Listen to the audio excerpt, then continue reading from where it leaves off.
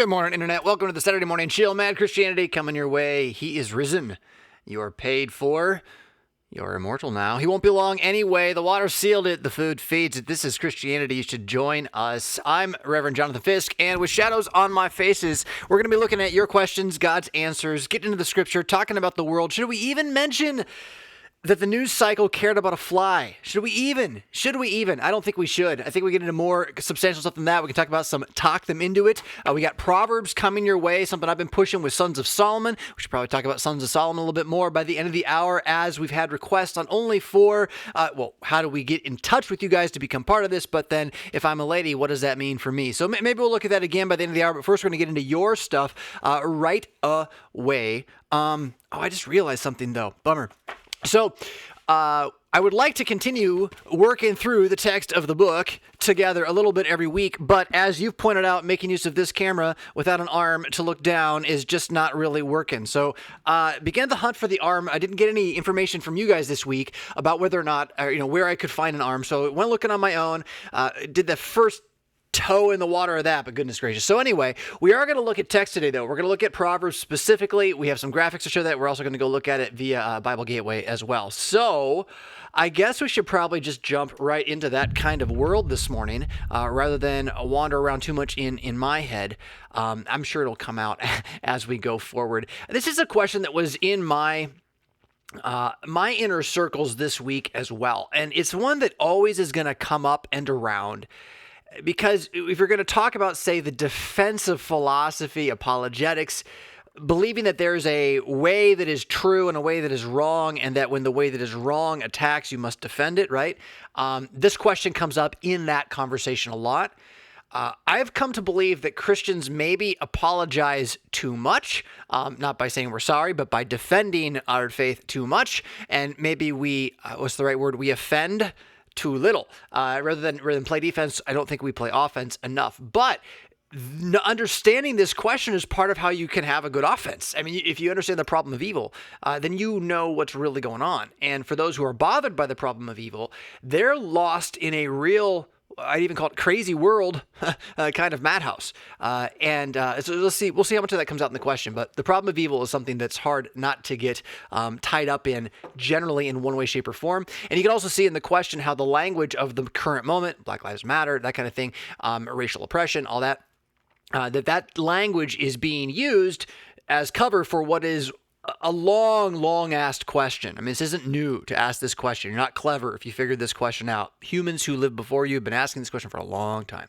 Right? So we have a friend who was raised Christian and who considered themselves a Christian, who is questioning their faith in the midst of all the injustice and oppression happening. Which again, I mean, this is like, according to who? CNN? I mean, just in case you're curious, human oppression and injustice has been on the down for the last 200 years. We're on the slope down, and we can make it go up by saying there's some here, so let's create more, which seems to be the tenor I'm hearing from a lot of people. But the fact is that the injustice and oppression is lessened in the last 100 years at least. That doesn't mean we don't have a long way to go. It's not as if the promise is fulfilled. I mean, I think MLK Jr. was pretty right when he talked about how the idea doesn't have to be completed for it to be something we all pursue together. In any case, nonetheless, no matter whether you're going to use the language of communist Marxist movements, manipulating your television to get you to do what they want, like oppression and injustice language is happening now. Critical race theory that's also connected to social gospel stuff, which is basically critical race versions of stuff in Christian guise or format. Yeah, so if you're going to buy into that's really going on. So, oh my goodness, it's so bad. It's so much worse than it's ever been. Like Hitler's about to show up again. Well, okay, that's just your version of the world's filled with evil, right? So take a step back from your personal crazy and recognize that the person who's like, if we don't vote for Trump, then I'm going to say it this way. The person who made the meme that was like coronavirus ran into Trump and now Trump beat it and we're going to make from his blood serum some sort of universal answer because he's such a superhuman, right? The messianic tenor of that kind of language, that person who's speaking that way, laughing that way, thinking that way, they also think there's evil in the world. They've just got a completely different narrative as to where, say, the oppression or the injustice or the wrong might be. But the fact is, no matter who you are and what meta-narrative you've decided to listen to, because you didn't make it up yourself, someone told it to you, whichever tribe you've aligned with, The fact is that you're going to see all of this oppression and injustice in some form because you're going to see something you call evil. Like it's not good. Now, the first thing to say is if this person's not a Christian is okay, why do you think there is such a thing as good and evil and you can distinguish between them without having a God or a higher power that's smarter than your little blob massive evolved monkey that can tell you what good and evil is? Because all that little blob monkey can do is eat and procreate and die, right? So how wise can you really be? And so if you're going to walk around saying this is good, this is bad, yeah, sure, like global mass or say tribal or you say published work of knowledge and science, in theory, this is something that would be really good and we could build over centuries a vast amount of known, like libraries that we don't burn down in the name of stuff, right? But I think that without the belief in some form of higher good or reality, the writing itself ends up falling apart. And we see that happening now where all the different narratives are at war with each other and just creating a Babel-like confusion and amplifying of disbelief in science itself. And the accusation that there are science deniers only creates them. So it's just a madhouse out there of, again, what I would call, from my perspective now, evil.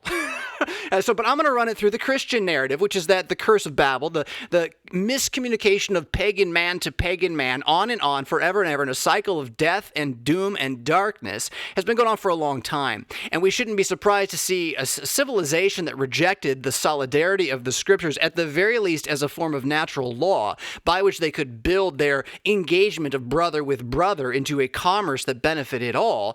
And when you rejected the actual book, like you can't have the language last very long. So now what we have is a sloganeering reality of just attacking versions of this is the better product, religion, spirituality, trust, reality, thing that'll make you happy, God to worship, and that's being shouted at you. Thank God you're watching this show or listening to some other Christian thing, so someone's shouting some Christianity at you. But what's happening is a programming impact of social media and cable TV / movies / Netflix, on and on and on. The amount of information that's coming at you, it's programming you into these various narratives in which you believe there's a solution to the oppression and the injustice that's here on earth right now that you can get to. And that's part of the problem, right? You know, I don't know if I can believe in God because if I can't find a solution to the evil right now, then God must not be here. That's the problem the Christian conscience is coming to, because the person has never reckoned with the words of God, which say that things are going to go on as they have from the beginning until the end. It's not going to get better. And the big problem is evil, which is in the heart of men. And aside from some sort of like divine intervention that would lead men to not look inward, but instead to look outward, whether by a curbing rule of law, like a cyanitic stone law that keeps a corporate body, like a nation, going in a direction for a while with some like not killing each other realities going on because of the sword and protection, whether it's via that or whether it's by the inspiration of some sort of Holy Ghost, the possession by a spirit that might come upon you so that you would look out and not in because of what Christ has done, and you would believe then you're paid for, you're immortal, all that kind of stuff, right? One way or the other, the evil has to be called what it is. And the question then becomes, when you get there, is it a problem or not, right? So the problem of evil is, how can there be evil if God exists? How can there be evil if God exists? So you run into a world that's not the way you want it to be.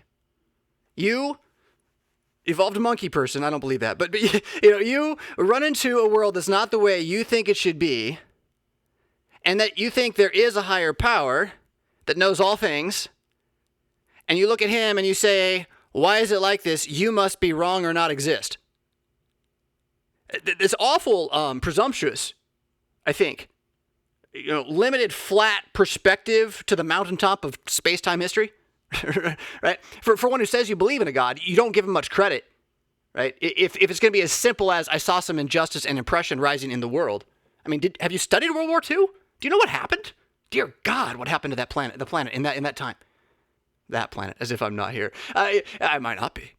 Where is the basement in Cambodia after all? So we are struggling then to help you, Ryan, and your wife, I'm assuming. We keep them in our prayers. Good. Do you pray the Psalter specifically for them? Have you joined Sons of Solomon in praying the Psalter in specific every day, particularly zooming in every morning on Psalm 125 and how your life is being made a pillar of safety and righteousness through Jesus' gift to you of, well, himself and what he's made you to be, and that expands around you so that, well, like the mountaintop of Zion, you cannot be moved in your conviction and your heart and your knowledge of who Jesus is, right? So pray that stuff, those Psalms for people, right? It's kind of powerful stuff. I don't want to call it magic because, you should go listen to A Brief History of Power with me and Kuntz. I think it was the one this week or 2 weeks ago. We talked about how magic as a word really does have a demonic base, and you want to be a little careful with that idea, visiting the magic kingdom and whatnot. But it's not so much that the Psalms are magic as that they are supernatural. And there's an unseen reality named Jesus Christ who wrote them for himself as the ultimate prayer book of his own sacrifice on your behalf. And he's invited you to pray them with him for you, and to pray them with him for you and those around you. It's kind of sweet, right? And so it's like, wow, you can run it through the magic like imagery, like you're a wizard, you got a spell book, but I'm too bored, I'm going to watch TV today. Like, that'll change the world, right? So you're struggling with this. You're trying to figure out now how to do this. You're praying. I'm encouraging you, pray with the Psalms. Right? Do it specifically. Get into the Sons of Solomon. Pray those Psalms for your family and your world every single day. And then, again, we keep her in her prayers, especially the timely book, my timely book, Talk Them Into It. Thank you for saying that. And all the guidance on how to handle someone who doesn't believe. Yes. Thank you. The book is not one. I've gotten another review from it, and so I'm like struggling with okay, if you're looking at this book to do what Echo did, right, then you're gonna get the wrong book. It doesn't do what Echo did. Echo did what Echo did. It's a different kind of thing. This book is meant to be chewed on so slowly, and I even had trouble with my own stuff this morning. The opening segment I wanted to look at today. We'll do it this way here, right? Nobody wins more people for Jesus by trying harder. That's just such an important thing. Like, you really don't need to go much further than that for 5 minutes of reading. Like, you should just read that part and just ponder. And then, because what I did was I tried to go fast when I was reading this morning to review it. And I'm like, the sentences didn't line up. Wait a minute, it jumped too fast. What's going on? And I slowed down. I started to ponder each sentence as if it was like I was supposed to read that sentence and then wait for 3 minutes, right? And then read on. And suddenly, there was just so much more there. Which, I knew that. I knew I wrote a devotional book. I just don't believe myself enough. So when someone criticizes the writing, I take it to heart too much, I suppose. But so let's look at this just for a second here. Nobody wins more people for Jesus by trying harder. This is right where you're at right now, right? Like, you're asking about the problem of evil, but this is where you actually are, is how do I try harder to get this person to believe, right? Just happenstance. That happens to be the one for today. And so we'll ponder this first. Words travel one mind at a time. So what does that mean? Well, take it back to what I was saying about the Psalms. If you're going to be someone who brings someone to Christ, then you must be bringing them to the Christ that you have. And yes, you have Christ promised to you in Word and Sacrament on Sunday, but the third commandment, and Lutherans teach this pretty clearly, is not about Sunday. It's actually about every day being sanctified by the Word. And so, and prayer, and the Word of God being your prayer. And I think that the straight Bible in your read-through stuff, valuable sometimes, but not the best tactic. That's the assembly line version of Bible reading, right? You're going to get the most chopped up, boxed Bible you could possibly get out of that approach, as opposed to slowing down and pondering, slowing down and getting into something, recognizing that because ideas have to travel into your mind and be there for a while, and then they'll start to come out. Then if you really want to talk about Jesus, you have to ponder talking about Jesus, or ponder Jesus at least, for some time. It's not like you go to a baseball game and you come out talking stats the first time, right? It takes a while for that to build up. And so discipleship, discipline is involving your body, your mind, your mouth in believing that enough to study and talk about it. And frankly, it's not that bad. It's not like you have to go to the library and put your nose into a Greek dictionary, although you might, because you might be so stunned by what you find in its application to the cosmic core reality we actually live in, that you're like, wow, I want to know what that really meant in the ancient Ugaritic, right? Because it matters. It matters. So it begins to change the more real it becomes. But it becomes more real when these words don't just come through you as slogans, but become identities and brands, when the brand is not mad Christianity, but Catholic Christianity, which means believing what all Christians have always believed always. And frankly, I think we can get that list down. I think we got that list in the Augsburg Confession, but I think we can get that list down. And I think authentic believing Christians at this time in history could actually come together around it. And the sticking point would be the scriptures. Yeah, it would. It would. And for some, it would be the office of the ministry. But we could have a conversation. I mean, we really could. In any case, that only happens when, even like what I just said, the Augsburg Confession doesn't just become a thing, but is an idea that is now part of your framework of thinking. And that's not going to happen from one read-through. It's going to happen from a couple, right? And so, do you need that? Not necessarily right now. I'm saying you go to the Psalms, right? If you're a pastor and you haven't done this with the Augsburg Confession, well, and you hope for unity in the church someday, what are you doing, man? So just saying, start now. So like, where does start now come from in this, right? Where's travel one minute at a time, start now? Well, see, that's just it. If we didn't ponder that for a moment, start now wouldn't make any sense here, but now it does. Where do you need to start? Where do you need to start knowing you're not going to win people for Jesus by trying harder? Your mind is the one that must convert first. Start now. Yeah. It won't be complex, but neither will it be trivial. I'm just going to skip that paragraph because you can't see it. This will be simple, but it will not be easy. Would you want I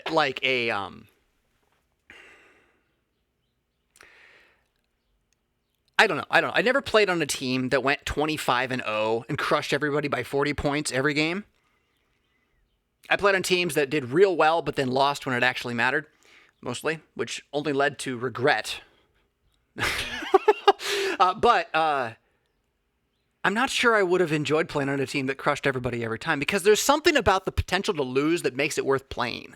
That's why God mode is only enjoyable by 11-year-old boys on video games. You know what God mode is? It's where you push a button and suddenly no one can kill you. You have infinite ammo and you kill everything. You can beat the game without even trying. It was so awesome, man. There's nothing awesome about that. It's boring. You're on rails. You're being led by the nose like a rat through a cage without even getting the advantage of getting faster at something, better at something, seeing and being. Right? All you're doing is learn how to not dodge. So with that said, then, right? Putting our minds into things that are going to be more permanent than the passing brand of this, that, or the other thing. Putting our hearts and discipline into forming mouths that are self-controlled. It doesn't have to be all pain and no gain, right? But there is something about if you're not going to suffer, then there is no glory. And this is not Christianity's just unique insight. This is pretty clear. No pain, no gain is not a Christian saying. Right? Suffer into truth is not a Christian saying. But Christianity also understands this reality. Right? That for me to be one who is going to confess Christ to others, then I will suffer in the event. And it's actually kind of an awesome adventure to consider that being like unto the hero who is charging into whatever face of danger, heedlessly throwing himself into the protection of the world of fantasy sci-fi that sits behind him. I mean, it's real. But your mind has to believe it. Yeah, your mind has to believe it. So that's all me tangenting in to talk them into it stuff. Thank you. And the guidance there. Continue to ponder, right? And if you read it and you're like, I don't get that book. Yes, we don't. I don't. I wrote it as wisdom-like as I could, with wisdom language and pacing and spacing. I said for St. Paul, my local congregation, but I guess it's for me. I want to know how to be better at this, right? And I've read books about it, but just reading a book, reading tactics didn't fix it, right? What do I need to do? I need to ponder it. I need to sit on it. I need to stew on it. How do you do that? And how do you do that without losing sight of what really matters, right? Well, so what do? I'd infuse this with some great election theology and some resurrection theology too, so there's no question of where it's going. Yeah? And it hopefully over time becomes one that inspires you so that even if your friend, doesn't come, and this is part of there's a whole section here on this, right? You just don't know who's going to believe and who isn't, and you don't get to decide. And so if your friend walks away, it's sad, weep, mourn, wail, all that. But don't think that you could have done something different. No. That's soul death to you. That's the devil's accusation. That's his lie. That's demonic. Don't listen to that. So, do I have any additional thoughts on how to help someone who is struggling in their faith, especially one who does not have any sort of personal relationship with a pastor? Well, personal relationship with a pastor as opposed to, say, communal relationship with a pastor. I think the communal relationship is probably the most important one, and that would be more personal than any other personal relationship. But the influence of a godly man, a Christian man who speaks words that are true with conviction and isn't in doubt when he says them because he believes them firmly. Like, just that in someone's life is really, really valuable. And there's not a lot of that these days.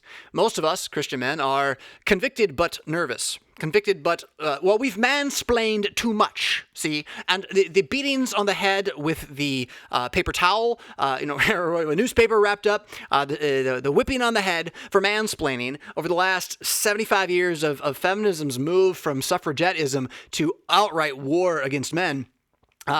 Frankly, most men are just a little afraid to stand up and be Christian men in the public square. Sons of Solomon, it's time to wake up, right? There's no room for that in our faith. That said, again, right, the presence of a man like yourself who will just, with gentle integrity, again, pray for the individual and speak as kindly as you can what you know from the scriptures at this point. Like, that's the confidence. That's what she needs. She needs a head who will lead with words of God. We all do. One way or the other, the design of creation is made to have that happen, to put that headship over you, whoever you are, somewhere. Through your Father, at the very least, and through that to Adam, at the very least, and through that to the Father in heaven, at the very least, right? So this whole ordering of things. And, you didn't say much about, her relationship with her family and all this kind of stuff. So, it's not like you have to be her head. But every Christian man, wherever he goes, and Christian woman too, but ease off, ladies. Let the men be men. Every Christian man, wherever he goes, is a king and a priest, an heir to the eternal kingdom. Now, this land, whatever you own of it, isn't really the land you're getting, though, right? Like, the Lord who owns all things has given it to you for stewardship, but it's basically whatever you own now is on temporary. Just like you're here and you got to suffer so you can have this much, but remember, you're not really like here for good. But you're a king and a priest of somewhere else. And wherever you go, that integrity and confidence, gentleness, humility, courage, all those things should indeed be things you can rely on. You can know these are promised of God to you. And if you say, well, I don't have that. I've been a Christian so long. I've tried. Well, you've tried. It's not about trying. I am not, by definition, a patient man. But I am not going to stop believing that today God's going to make me a patient man. More than I was yesterday. Because that's the promises of the Spirit of God in Christ. And so I will be open to a reprimand of my impatience when it comes. Because I believe this. Right? And again, to just be men who have that about the Bible, about your religion. It's not a spirituality. It's a religion. You're part of a cult, one way or the other. It's not just a little tiny one. Are you Roman Catholic? You're part of a cult, right? Are you Hindu? I guaranteed you're part of a cult. It's all cultic, ritual, and listening to gurus and teachers and talking heads. Yeah? And it's not so different, the cable news and what you're getting from, say, any religion you're looking for. Again, what's needed most then is Christian men who are like, oh, look at that. Like, as much as all of this is secular, it's all kind of religious too. Like, at the very least, it's not going to be religious for me and mine. Like, we'll live here, but I don't worship that, whatever that might be, right? Again, you growing in that does more for her than any specific kind of like key lock answer I might give you to the conversation. Now, I am going to say about injustice and oppression and the problem of evil. It's not easy to get someone to this, but at root, it's a God complex. You've decided that you take God's definition of good and evil that he gave you from somewhere, and you believe that in theory. And then you use that to judge him. It's like, and again, this is like it's a level of scale. It's jumping by squaring and cubing, not by adding. The distinction between these things, right? God is so far removed from us. And good and evil is such a simple thing that he's revealed to us. For all the complexities of a universe made up of photons and waves. I mean, it's just nuts. And then you're going to sit here and you're going to look at a couple things from the ground of your small, small life. Which, whether or not you believe the Bible, you can believe when Solomon says you're a breath, you're going to pass away, it won't be long, no one's going to remember you. It's honestly true. If you don't believe that, you haven't looked at history. Not even a little bit. So you're going to look at from that perspective. You're going to take this evident, simple reality that there is a good and an evil. You're going to apply it to the complex reality of what's going on here. You're going to claim that the guy who created it all, it's his fault? Or he doesn't exist and we're all here randomly, accidentally, and that makes much more sense? Again, you don't know math if you think that makes more sense. It doesn't make any sense. It's randomly, chaotically impossible. I mean, really, we might as well be flying on the back of a turtle. Really. Oh, goodness gracious. So, you, as her friend, will know how to diagnose in your conversation with her desire to judge God based on God's standards, which he created for her to be judged by. And until she's willing to say, I want to be a Christian by believing that God will judge me according to Jesus, and that everything comes from that, wherein you do not judge God, right? Well, that's what has to be worked toward. That made me think of something. Let's see if we can get here. It's going to make me jump away from, it worked, kind of. But I was all set up. We're going to go to James 1 here for just a second, because I'm prepping on James 1 for the sermon this week, and the text is just amazing. James is so misunderstood. But what I want to get to here is just verse 6 here. Talking about prayer, that a man who wants wisdom, particularly, should ask God in faith without doubting, it says here. For he who doubts is like a wave of the sea, tossed and driven by the wind. Now, the trick here is that this is not the normal word for the word doubting. It's kind of, you have to really read that out of the context. The word here means mocking or scoffing or insulting, which is really interesting. Like, why would a person ask God for wisdom while scoffing at God? But then again, I guess that's what the problem of evil argument is, isn't it now? It's exactly that. It's wanting to have God answer while saying he can't. That's this doubting. I mean, the doubting here is just really the wrong word. It's without mocking or without skepticism. You know, ask in faith, believing that God's going to give whatever God's going to give, not what you've decided he should give. And then you will not be this wave tossed by your own ideas and the slogans of the world around, right? That man should not suppose he will receive anything from the Lord. Why would God send you a disciple if you can't even discipline yourself? You're double-minded. This is actually also such an interesting word. Double-minded is so horrible. You could get this in the English almost. Daisuke. Maybe not suke. Soul. It's the word that always comes across as soul everywhere else. And now we have, like bicycle, bisouled, same thing, soul. So he's a two-souled, a two-spirited person. Unstable. He's got a split personality. The man who is not a Christian. What's his split personality? Well, he hates himself and he hates his neighbor. That's what. He hates his God. And so he can't ask or seek good without scoffing and mocking, right? As opposed to being in faith, which then becomes the heart of wisdom, which if you get into Proverbs like we will actually be doing, look at this. James and wisdom are so close together, right? The fear of the Lord is the beginning of that wisdom. We'll come back to that here with another question in a moment, if I can get the right buttons going. But so there, I don't know, I do not recommend ever when you're asking about how you should respond to somebody about something, and I give you an answer, I really don't recommend that the next thing you do is you send them my video. That's never going to go well for you. They have no relationship with me. They have no reason to listen to me. All it's going to seem like is you're judging them in some way by this weird guy doing stuff online, right? So what you need to do is take some notes on what I said, smart note those notes, which means take notes on your own notes, make them cleaner, make them better, right? And then pray and ponder on that. Go into those Psalms, like I said, and continue to pray, not only for this person, but for the world around you. Believe that the scepter of righteousness the scepter of wickedness will not rest, and you can even kind of hear, will not long rest on the land allotted to the justified, lest the justified reach out his hand into iniquity. God does not allow evil to remain over you so long that it would destroy you in your faith. Right? So all suffering is here to drive us into believing it's for the good of more people coming to faith in Christ. And acting on that is wise, right? And not acting on that is folly, and to join the masses of the world that are not hearing the call to repentance, which, frankly, a pandemic has brought upon all of us. Yeah? All of us. So, cool. Hope that helps you a bunch. And let's see if we can do one more before I see Proverbs. That's going to go deep, though. We're going to jump over to this one. Ben says, hi, Pastor Fisk.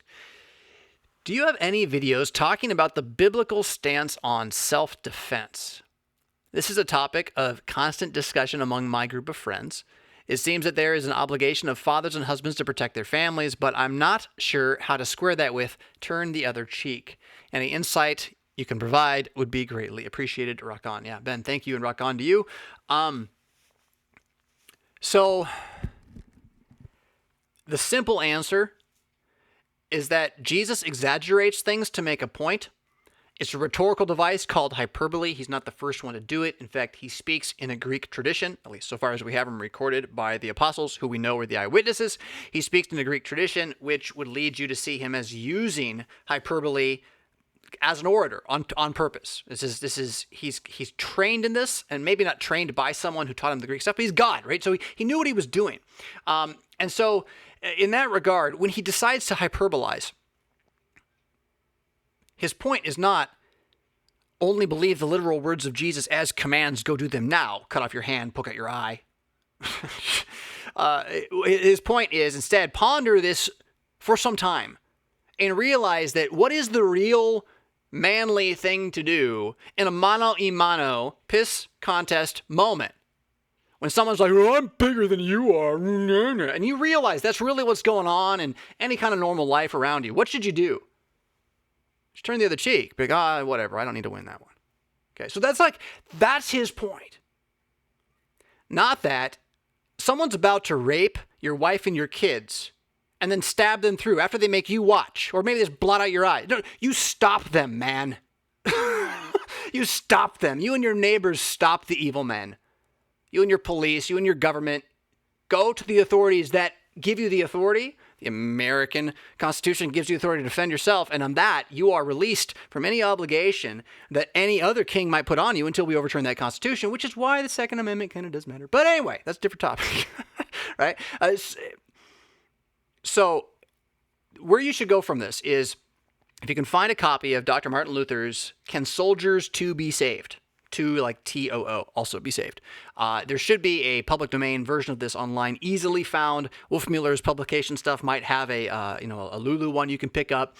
It's not a long document. It will be in a version of Luther's Works. So Luther's Works is usually about $40 a volume. There will be one that includes it, and so you can pick that up from Amazon as well. I'm not sure which volume that would be. But it is a document in which he answers the question. I mean, it's not... If turn the other cheek means pacifism is the morality of the scriptures, which flies in the face of the Old Testament, if turn the other cheek means that pacifism and the Quakers, who are running everything, are right, that it should be about nonviolence, that the Christian ethic is never to raise a hand to defend, but just to let them destroy. If that is in fact what we're supposed to do, well, then how could you ever be a police officer or a soldier or, frankly, a king, a mayor, a governor, anybody who in any way would ever have to do any type of violence, verbal or otherwise, which in these days just assertively stating your opinion is considered aggressive verbal violence if you're mansplaining. So, at a certain point, you end up undoing civilization by this idea of pacifism. And there's plenty of biblical texts to show you how the sword exists in the fallen world, and probably also in some amazing way in the perfect world. I mean, Michael's a warrior always, somehow, right? But the sword definitely exists in this world to restrain evil, and it does so by doing the only thing you can do to evil, which is putting it down. And the idea that in America it's all going to be rehab, that's why we have so many criminals, is because we keep trying to rehab rather than really punishing, and then what happens is that curb changes the results. Now, am I saying that we should turn into death penalties in all our institutions right now? No. The Democrats made this mess, and frankly, I mean, if they want to, I don't want to let them fix it, but don't take and apply my saying that long time ago we shouldn't have gone this route, right, as saying that right now the answer is just kill a bunch of people, right? No. I much prefer Trump's approach to prison reform at this point. But to recognize the idea of prison as rehabilitation is misguided. It's not that you cannot have a prisoner reform. You can. And there's these businesses out there right now, entrepreneurship businesses that are training prisoners in prison to be entrepreneurs so that when they get out, they can get work because we made it so hard for them to do, which is why we need prison reform, blah, blah, blah, blah. So there's all of that, right? But we forgot that there are evil people who just want to be evil. I'm not saying everyone in prison is that, but such people do exist. And you can't rehab them because they don't want to be. They don't want to be. When that moment happens, and that can be a moment of insanity. Go ahead and in our courts, plea insanity in the moment. That's fine. But when that happens and that person's running at you and they're fuming at the mouth and they don't care and they're going to kill you, as a Christian, you don't have to let them kill others. You make the call at that moment, right? Am I a defender of someone else? Then I need to defend someone else. Is this just about me? Now, I mean, you could get to the exception of the rule where you imagine yourself in some scenario where it's like, all right, you know what, I'm all right dying. I'm just going to die now so I can get the final word and tell the guy about Jesus before he kills me, right? Okay, fine. Or you decide, no, I have duties to my commander. I am not to get caught right now. And I go, notice how the fourth commandment is so much a part of this, though? It's about being authorized. And as a father, then, what are you authorized to do? You're authorized to protect your family. And in our country, that means, depending on your state and how, but generally, you can shoot an intruder who tries to hurt you. And that's the king's word. And we are to honor the king as Christians. Romans 13. Get into that one. Trust it. Now, where's the king? Well, there's the Constitution now. We could debate that. Let's have a conference. Why not? But it is what it is, right? In the alternative of this sanctimonious Quakerism, it's Quakerism that somehow the Christian ethic is that you are to never be a man. That you're to watch evil happen and not stop it. That's what pacifism is. Watch evil happen and don't stop it. Not let it happen to yourself and suffer through it for the other. That's different. It's watch evil happen and don't stop it. If you've used turn the other cheek to get there, you have, again, gone diabolical with it. You've missed the point of how you need to learn how to be a lesser man and not a greater man if you really want to be a greater man. You've missed that point, and you've turned it into some sort of nonsensical law so you can think of yourself as a greater man and look down at others who aren't like you. I'm not saying you, Ben. I'm talking about Quakers. Oh, God help us. God help us. And as I said, I hope that helps, Ben. With that, I don't know. Where else could I point you? There's not a lot of good, to my knowledge, I have not seen a good modern work on this. Jeff Hemner's Man Up is a good beginning foray into the idea of reclaiming a biblical masculinity. But on something that deals with this kind of issue, this the civil righteousness of defense. I wish I could point you to more, but I really can't. So, but good question for sure. Let's see here. Let's go here with Richard. Richard says, RevFisk, the document Faculty Opinion, Facts and Faith, what we know to be true in the face of a pandemic from Concordia Lutheran Theological Seminary, St. Catharines, Ontario, is being discussed at an upcoming Winkle. For those who don't know, a Winkle is a LCMS jingo language. It's LCMS language for a circuit gathering of pastors. It happens once a month, and they originally happened because it was not always possible to get the Lord's Supper where you were as a pastor, especially if you did not take it from your own hand, which there was some tradition of that. And so as a result of that, and you wouldn't take it from a layman's hand either, by the way, at that point. And so you had the need for these pastors to be communed. So once a month they were brought together, and then they would also tend to check in, usually with what was called a circuit visitor, somebody whose job it was to make sure that they were orthodox, kind of on and off, check on their habit, are you reading scripture, all that kind of stuff. It's not really that anymore now. It's more just kind of the guys getting together to be worried about the world a little bit. But sometimes we study stuff, and that's good. And the conversation is not necessarily unfruitful. Thank you, Darth Mick, for lingo, by the way. The conversation is not necessarily unfruitful, but it's not the original purpose of the things aren't really what they are anymore. Calling them Winkles is really kind of just quaint. That said, okay, so you're going to be discussing this document from Concordia Theological Seminary, St. Catharines, Ontario. This is a sister seminary of the LCMS in the United States, part of the sister church body that's up there, and all of the inside baseball of that. So they've got a document on, what do you do with COVID, right? And then you're going to be talking about it. So you continue on. I find that I have many problems with the assertions made in the document and wonder where you would land on its conclusions. I could expound on each one of them more, but will refrain in anticipation of your thoughts and or astonishment on any or all points. Okay, so now I think I have another slide to go to for this one. There we go. And I'll put it up here. But I want to kind of preface this here too. You're probably not going to be happy with my answer. Let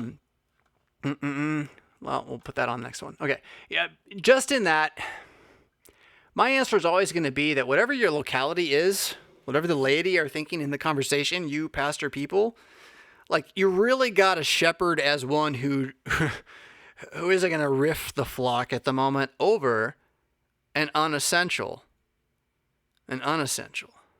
right? Even if it's imposed unjustly. At this time, can your congregation take splitting over it? Or can you believe that you just got to endure this one a little longer? And I've been on the enduring route. I'm getting louder about we should pay attention to the real facts, and we're not, frankly, at all in America.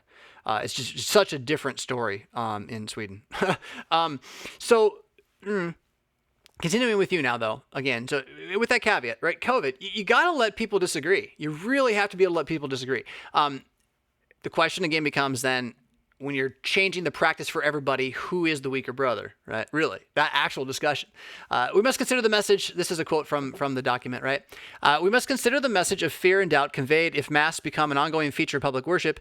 In some jurisdictions, authorities have forbidden singing or even brass music on the basis of dubious and disputed evidence that it might spread the virus more effectively than speaking. The devil is delighted when he can silence our praise. Here too, the Christian must have confidence for what God has instituted for our good. Singing his praises is not an optional part of worship. And that's they point to Ephesians 5 for that. And now your response, singing while desirable and useful is not required in order to properly or rightly define the efficacy of a given divine service. Agreed with your point. I would say that singing is not commanded as part of worship, but it's commanded as part of Christianity. If you're going to go to Ephesians 5, it's not really about the divine service per se.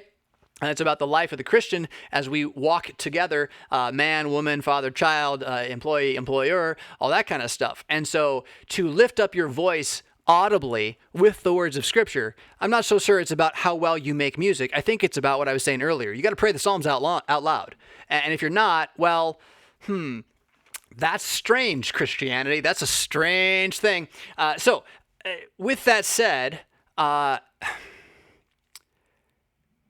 the information about singing that we've received from the so-called scientific world has been cloudy at best. And to make this sort of like the mandate that one must follow through, right, is also pretty ridiculous. Now, in my congregation, again, we have one sung service and two unsung services. This has more to do with length of time than anything at this point, because in order to fit the spacing for the more socially distanced, as opposed to just normally socially distanced, other two services, we've gone to spoken services. Interestingly enough, I've had several members say these are better. Why? Well, I read the hymns out loud as poetry, and you can listen to them rather than have to worry about trying to sing them, which for a lot of people who are not natively musical is quite stunning as an experience. They've never realized, oh, it said that, right? Because they're too busy trying to follow the tune. So there's been some real value coming out of that. That said, I don't see a reason really to let the world remove singing from the church, right? That's the thing. And we need to keep having that conversation. That doesn't mean shove singing back in. They're going to start singing again when as a group they figure out how to start singing again. I don't lead that way. But I do keep talking about, look, here's the deal. This isn't really the thing. The mask stops you if you are sick from spreading it. And the real thing we should all be doing is staying home if we're sick. That's the real thing we should all be doing. Wow. Will the economic world let us do that? I mean, we're going to destroy the whole economy so that we can not stay home when we're sick. Weird. Going on the topic, though. I mean, yeah, what did I say before? Non-essentials cannot be made essential, and frankly, music is a non-essential. So I love St. Cat's, by the way. St. Cat's is a great seminary. They have great information, great scholars, great students coming out of there. I would agree with your insistence that they've overplayed the hand. I don't think they intend to say that the essence of word and sacrament is musical sound, right? But it sure could be taken that way. And so, yeah, bring that up at your winkle, man. Talk about it. I would say that when you bring it up at your winkle, be like, hey, like, I hate nitpicking. I don't want to nitpick, but I was worried by this, right? Like, this bothered my conscience. What do you guys think about this? Lay it out that way, as opposed to like, I know this is so wrong and blah, blah. Like this bothered my conscience. What can we say about this? All right, so another quote here. The document said, it would be fallacious at numerous levels to assert that Jesus would not have instituted the sacrament as he did if he had known what plagues would be suffering today? Yeah, okay, so the idea there is that the argument is made that Jesus did, it is such a silly argument. If Jesus had known about virology, then he wouldn't have started the Lord's Supper like that, right? Like, wow, and you believe this guy's God, huh? Oh, you don't? Well, that's kind of the problem. Yeah, so that's their point here, right? Like, that's just, such a fallacious argument. Facetious? Fallacious. Fallacious? Where I'm looking for the word. Fallacious. Yeah. This shocking supposition falters on the fact that far worse and more untreatable illnesses ravaged ancient peoples. Yeah, that's truth. More importantly, it calls into question both the divinity and gracious purposes of our Lord. Yeah, that was what I said. I think Jesus knew how disease was spread. I think he pretty much knew how wine worked too, and I'm pretty sure the ancient church knew how gold plate worked. I think they were really clever. I think they had ways for the pastor to come in the back door on Sunday morning because they didn't want the pastor to get sick, right? I actually think that's how it happened. I'm not saying we should do that today necessarily. We should have good practices. But to think that they didn't know this, right? And that somehow drinking out of the same gold-plated chalice, the glass of wine, is an archaic bit of ignorance, right? That's what the document's being like, this is nonsense. This is just complete, utter nonsense. All right. Jesus foresaw every crisis in human history, and he instituted for his church a common meal with common cups. So I agree. The divinity of Jesus cannot be questioned by any of us in this. Would Jesus wear a mask? No. He heals diseases. He's not going to spread them, right? So it's just silly to have that kind of conversation about him. And also then to recognize that the ancient church were not a bunch of stooge idiots. That the modern world, you think the modern world's smart? You give it 20 more years and it's all going to be falling apart. We won't know how to fix any of it. We are one of the dumbest generations ever raised. We're about to lose the top of a pinnacle of civilization because we're shouting for them to take it away from us. That's my personal opinion here, right? But do not presume that the ancient people were stupid and you are smart. That is what stupid people do, right? All right, now you have a concern with what has been said, and I want to take it seriously. So to say, I haven't even read it yet, to say that Christ would know at his institution of the Lord's Supper, all contingencies the church would find herself dances with the logic of the divine intention of the fall. See, I just disagree with you on that one. That the fall of creation was a contingency God had planned and baked into his creation. I think. I don't know. You're veering into speculation about how we talk about the timeline of events of God's planning, right? His hidden stuff. And we can't do that. And what they're confessing is that God, in his hidden stuff, knows how to handle the seen stuff. And so when he tells us this is the seen stuff that you stick with it, right? That's their argument. And I'm with them fully on that one. I'm not really comfortable with the idea that the fall was baked into creation. Certainly we know that Christ was crucified before the foundation of the world, and I call that a glorious mystery, at which I should fall at my feet in humble obeisance to a God who could foresee and plan for my salvation without baking a fall into the creation in the first place. So the language there is, I would say, election, predestination. It's so easy to trip ourselves up on it, so I'm nitpicking now a little bit. But it's just, we gotta be really careful with where did the evil come from? Where did the evil come from? And it did not come from God. What he has built is a creation that's so good that evil can't stop it from doing the good God planned in the first place. And if we can make procedurally generated universes on computers, I'm pretty sure God can do it for real, right? So it's not like he had to do it in such a way that he had every eventuality planned. Other than he is big enough that he could have done it so that no eventuality could arise that would be against his plan. And there's a difference between those two things, right? Now, we're in speculation, so before you bring anybody on charges, the argument is one of speculation at this point. We cannot know what God foresaw, and so we should not mess with his institutions. That's the point they're making. And if, when this is the thing which God has said, do this, right? And I wrote a whole book about it, so if I'm a biased person at this point, right? If you stop having the Lord's Supper, if it's about having the Lord's Supper, don't expect the church to survive, not for long.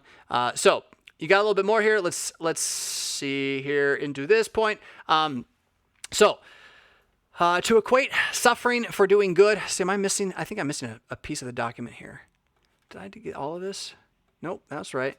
All right. Well, we'll see what we can do with this. I feel like I'm missing a piece of the information. Point 3, to equate suffering for doing good with intentionally embarking in unsafe or ill-advised activities to make mystical the very nature of suffering for Christ. I agree with this, right? You're right. This is a real danger. You gotta be very careful about this. And it actually plagues my conscience pretty regularly as I talk about the information we're getting from various places about what COVID is. Because here we all are relying on external witnesses, most of whom are not Christian. And for a long time, we've had every reason, we've had no reason, but instead believed that they're all telling the truth to us, Christians, no matter what. Like non-Christians are all telling the truth to us, Christians. And now it's being exposed more and more and more and more. It's not really always been the case. And that even the footage you watch, whatever you see, can be doctored so easily now, right? So how to have a conversation in good faith about what to do, what is safe or not safe. This is where I'm like, it's got to be what you decide together with your own conviction as a group. It's got to be. Because you have to hold yourselves accountable. You got to custodian your own fear. And if you're looking for someone else to do it for you, well, then don't blame them when you find out that they were listening to liars or they were liars. You passed the buck. You decided that rather than figure it out on your own and make a decision and stand and take it, you wanted someone else to make the decision for you. Okay, fine. But you don't get to yell at them when it's a bad decision. You passed the buck. So I completely agree with you. We have to be very, very careful in this. And we don't want to be mystical and say, well, the virus can't possibly, no illness, no cataclysm. There's a meteor coming upon us. I will drink the Lord's Supper and it won't harm me. Like that's nonsense, right? And it's a straw man I'm building, but it also is what you're seeing as a slippery slope. And so the ad absurdum, I think, applies. And so you're right. We want to be careful, and yet we also don't want to deny the institutions. And we have to recognize that in the ancient church, people were willing to die rather than give up the institutions. So we need to be at least able to say, this cup might kill you as it gives you eternal life today. And that's okay. And if you want to wait till next week, go for it. But we shouldn't stop people from drinking if they're not worried about it. That's kind of what it comes down to. Trying to control other people, that's where this is getting diabolical. Your conscience, you need to manage. And just because you're following someone who wants to manage other people's consciences doesn't mean you should manage other people's consciences. Right? Now, I'm not accusing you particularly, right? You've got a really great warning here. We got to be careful and recognize that while you might not get hurt or be afraid of getting hurt, someone else might get hurt and you could be wrong. Because who knows if the information from Sweden that I'm reading about, which makes it clear that we're pretty much in the clear, who knows if that's actually true? Maybe that's all lies planted by, what, China? Who blocked Pence and not Harris? Because totally, Trump's all Russia, China, right? He's in bed with all the evil peoples. And yet, oh man. Anyway, we must then take a leap of self-martyrdom and reach its inevitable conclusion if we are to assert that in all cases good is of the highest virtue, and to its end we embrace suffering for its sake. The line of thinking can be exacerbated to drinking the punch. Again, if you want to take it to the ad absurdum, I don't think that's what they're trying to say. I don't think that they're trying to say that we should recklessly ignore what's really a threat and tell Christians, deal with it and die. I don't think they're saying that. I think they're saying, fool me once, shame on me. Fool me once, shame on you. How many times are you going to cry wolf? And now that the wolf has been cried so many times, it's getting really hard to see if there's actually a wolf or not. And all you can do is look local, not national, right? Not global, for sure. So drinking the punch, I think at this point, is telling anybody else that they have to believe what you're thinking. Honestly, aside from like the Bible, right? So, beware the slope that could lead to, but also beware the other side of it, where we live in a security worshiping age. A bunch of flesh-driven, carnally secure people would rather put their feet up in lazy boys and stay home to watch the sermon on TV. The last thing you'd ever do is actually worship, that is latruo, you know it in the Greek, right? Get on your face on the ground. When was the last time you did that? No, we don't do that. So, our self-security is something that should be called out by what St. Cat is saying, and I'm with it. I'm with it. We are way too afraid. We're way too afraid because we want to be secure. And if we would realize there's no security in this life, as the Bible clearly says, then we would not be afraid. You'd walk around like you're an immortal because death won't actually touch you when it comes. And that will be, it is an amazing awakening. And you got to do it every day. It's not like you believe this and suddenly you're godlike, right? I mean, you are, but you're not. It's all promise. But when you then have these promises and you repeat them out loud, it's kind of amazing. You tend to believe them. And then when you believe them, they tend to impact how you feel, what you think, what you do. It's pretty cool. So, okay, last comment from you, Richard. Time in its brevity does not define the fullness of the church. True. Wherein a local or even global circumstance causes the body of Christ to employ sound measure in pursuit of safety, these measures in their temporary uses do not define the long-term traditions of the church. I hope not. I hope not. The trick is when the government wants to define the traditions for you, really. And at least in Illinois, that's what it looked like early on. And in, Arizona, California, they got a lot of that still going on. Big historic churches in like legal battles to just be allowed to exist. So, we're all in such different dynamic places. The article from Mad Mondays I wrote last week, linking to a far more complex article from a think tank about how time is changing on an axis from a Chronos clock, assembly line driven world to a more fractured, less unifying world that it's not really Moore's law, but I do think this connects. The end of Moore's law, as Mr. Yamabe pointed out, it means a number of other things, including that the unification endeavors of the pagan world empire are going to fail. We knew that anyway, because God always says it will. And now we're going to see a fracturing going on. So what does that mean? I don't know maybe there will be somebody in charge of the whole world with an iron fist, but where you are is going to be experienced more like medieval Europe, where it's about your local authorities and the nobles and what they're doing and how well the local economy is doing. That's going to increasingly matter. So because of that reality, if you live in a state where the government is encroaching on your freedoms already, well, that's a terrifying thing.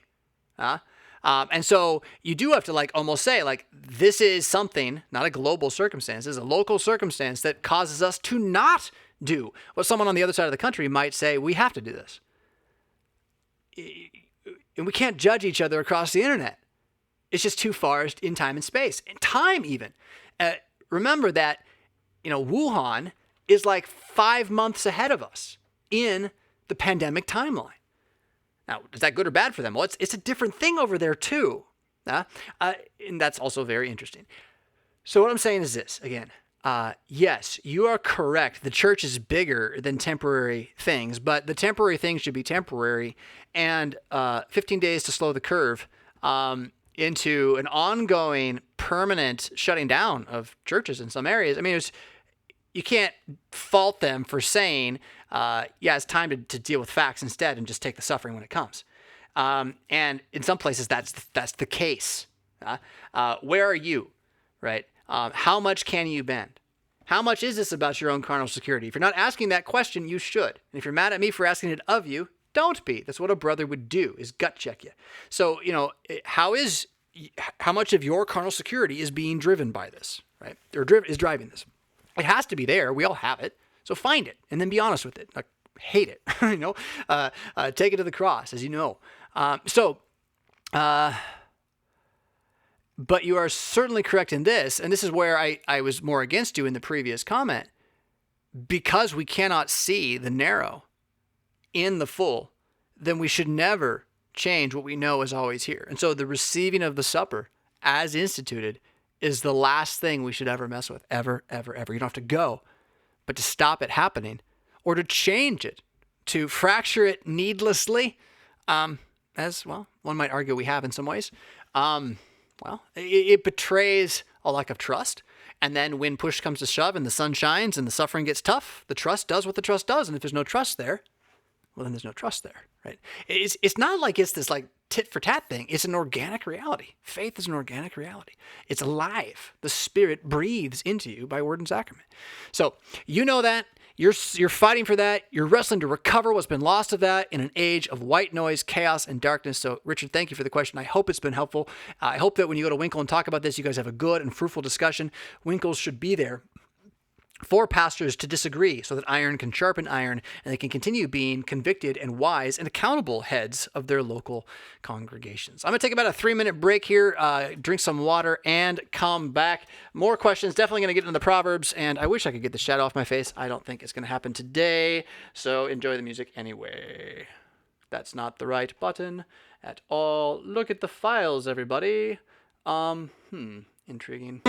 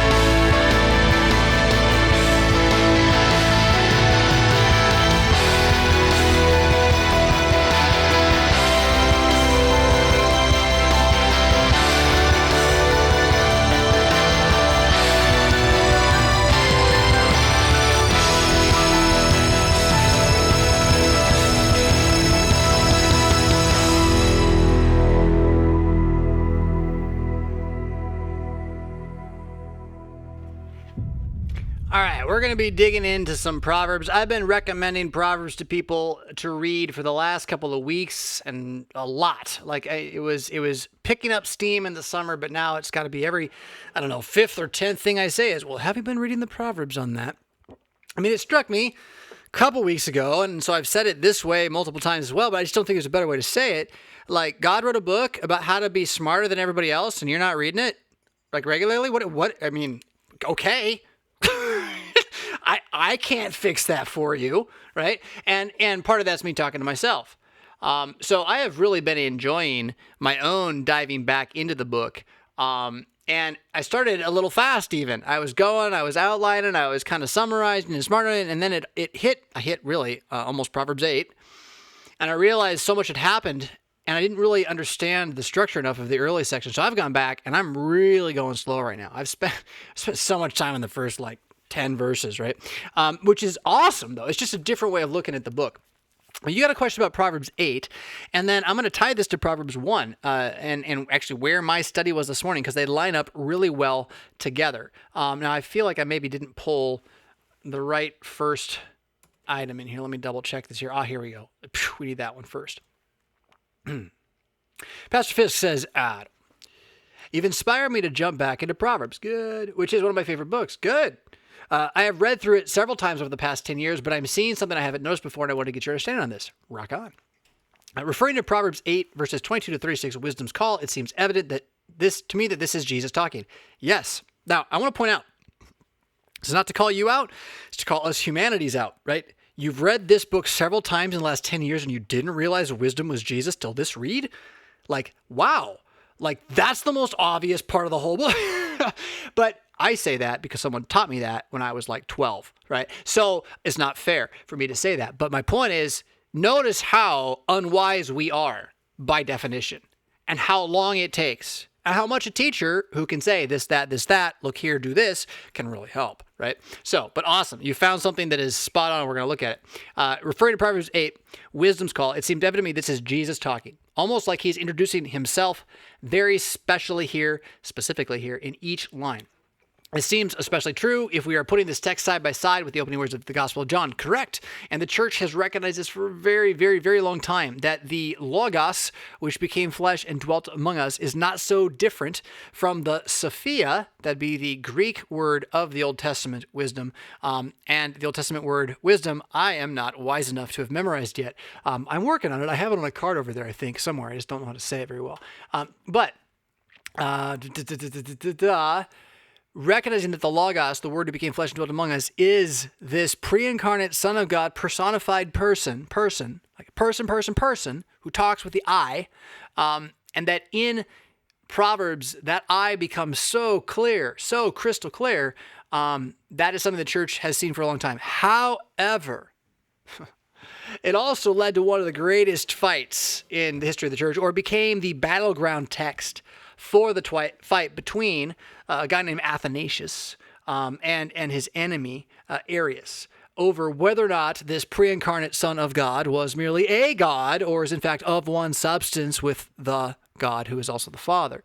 That'd be the Orthodox Trinitarian faith versus Mormonism, Jehovah's Witnessism, Arianism, and all these other isms that showed up in various places and times. Even Mohammedanism is not so far removed from this. That being said, blah, blah, blah, blah, blah.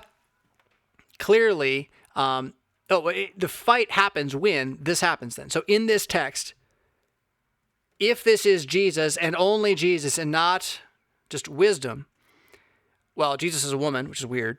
And two, it says he's created at one point, right? It says he's created.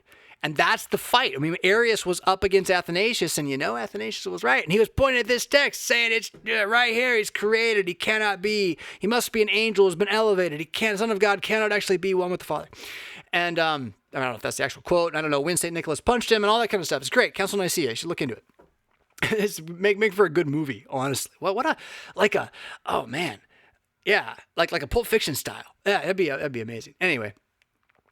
So we got to be careful with that. We'll try to touch on that when we get here. But the short of it is that this is a prophetic, a typological, a show of the person of Christ in the mouth of Solomon as a character in a story Solomon has created up to this point, the story of the young man in his life in which he is tempted by folly and called to by wisdom. And that now that wisdom calls this lady, right? And when she calls, you hear Jesus' voice. Okay? So that doesn't mean that the wisdom is Jesus in a sense of like he's a girl and he was created as human wisdom is created.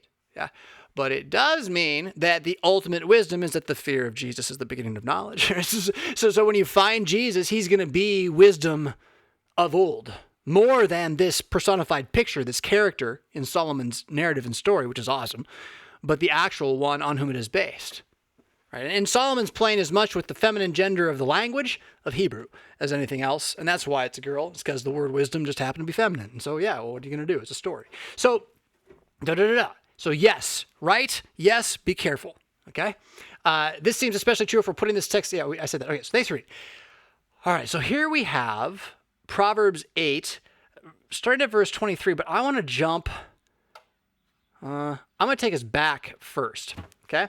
So before we go there, I want to jump us to Proverbs chapter 1, because while you are absolutely correct that in Proverbs chapter 8, wisdom personified speaks with the voice of the shepherd, who is Jesus Christ, Lord of Lords, King of Kings, whom I adore. It's not the first time this lady wisdom has shown up, and certainly not the first time she talks. In fact, she talks so fast. She shows up right in chapter 1, and she talks before Dame Folly shows up. She talks immediately as the result of listening to your parents. So let's look at that. So I think you can see my mouse. And hold on. Now you'll be able to see it for sure. Verse 1 is the title of the book in Hebrew. Right? That's the book. Proverbs of the son of Solomon, son of David. And then verses 2 through 6 is like a sales pitch. It's an ancient world sales pitch. Right? You found this in the Library of Alexandria. You're like looking at scrolls. Right? And it's like, oh, this is to like do this. To know wisdom, perceive words of understanding. Like the other one's like how to track rain. And this, you're like, I want this one. Right? And then here is now your real thesis / title of the first book, which is going to run up to and through wisdom personified in chapter 8 and 9, and then end with the second book beginning at chapter 10. That is the Proverbs of Solomon as like pithy sayings. What most people think of when they think of Proverbs starts at chapter 10. So anyway, verse 7 here is like the theme of this first book, chapter 1, verse 7 through 9, verse whatever the last verse is. Now, this first book is broken up into a number of what's called mashals, and I don't know the meaning of that word really. I just know that ancient or Old Testament commentaries on the Proverbs talk about sections of Proverbs as being mashals, or little collections.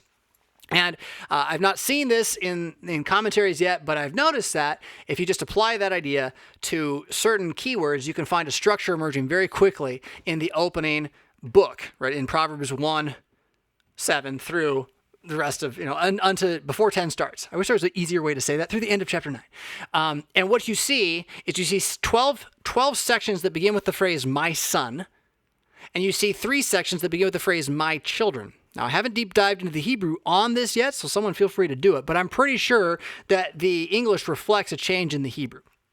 And what happens then is you have 6 my sons, and then you have a my children, 3 my sons, a my children, 3 my sons, and a my children to finish the entire thing. That seems like a structure to me. It seems like a biblical structure to me, especially when you think of 12 being the tribes of Israel and the church, and you actually have then... it's split in half at 6, kind of like the 12 and 24 elders are split in half in Revelation. So there's a lot of numerology going on there. With that said then, and not going too much further, the first mashal is like super short. It's right there. It's it. And then this next one, second one, my son, it goes all the way until the end of the chapter. All this way, all the way down, right? And then the next my son is in chapter 2. So this is not the way we would write books. We'd be like, oh, this first chapter is too short, right? Oh, yeah, well, you're supposed to ponder this one for a bit longer. Now, again, I'm not going to go into that, but it is about, like, if you don't believe in the office of father and mother, then the world falls apart and you can know nothing. That's basically what that is. Then the second one is there's bad people in the world, and they're bad, and they're going to be bad, and if you listen to them, you're going to be bad, and it will go badly for you. I know. It's like G.I. Joe kind of taught you this, but no one really believes it, right? So here he is teaching us that again. Now, this whole section about bad things and bad people is split into two parts. One that simply talks about the path of the wicked, or those who say, let's lie and wait to shed blood. It'll turn into the path a bit later. But then you have, oh, look at this. Wisdom calls aloud outside. She raises her voice. You have wisdom's call. So isn't it interesting that we refer to Proverbs chapter 8 as wisdom's call when Proverbs chapter 1 is wisdom's call? Maybe they go together. Yeah. Maybe they're bookends. Yeah. So just something to think on here. So before we go look at Proverbs 8, let's at least just look at who this wisdom, this eternal logos of God, who Jesus, when he is understood as the creator, really, as idea, as knowledge and fleshed as man, yes, but then making things, speaking the word in creation. When I mentioned the procedurally generating nature of existence and even quantum physics, I think, right, that God is ongoingly talking it into reality, and that is the person of Jesus. That is who he is. And then he became man too, right? Well, then who's the Father? Who's the Spirit? Yeah, right. It's crazy, right? The Trinity is a marvel because they're all involved in these tasks and yet as different individuals, but not as divided ever. Again, the mystery of the Trinity, my friends. So let's go into that mystery, revealing in the face of Jesus through the meta-narrative of Lady Wisdom as she first speaks, first time in the book. Wisdom calls aloud. She raises her voice in the open squares. She cries out in the chief concourses at the opening gates of the city. She speaks her words. Now here's the point. It's not hard to find this. It's everywhere. You don't even need the Bible to know what it's going to say next, effectively. Okay? This is their voice has gone out, right? Where is, as Isaiah says there, where has it been that their voice has not gone out? Like even the stars tell it if you listen. Hence the stargazers, and they're not listening very well, right? Think about it. So verse 22, now she's going to speak. And what does she say? How long will you simple ones love simplicity? And that's the first thing wisdom says. Just slow. Don't go further. Ignore the scorner and the rebuke. Slow. Wisdom showed up at the start of the book to call. It's the voice of the shepherd. You've acknowledged wisdom is the voice of the shepherd.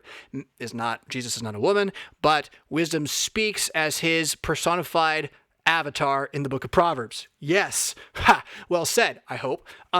Check me on it if it wasn't. But this avatar of Jesus, pre-incarnate, now says, first thing, why are you staying simple?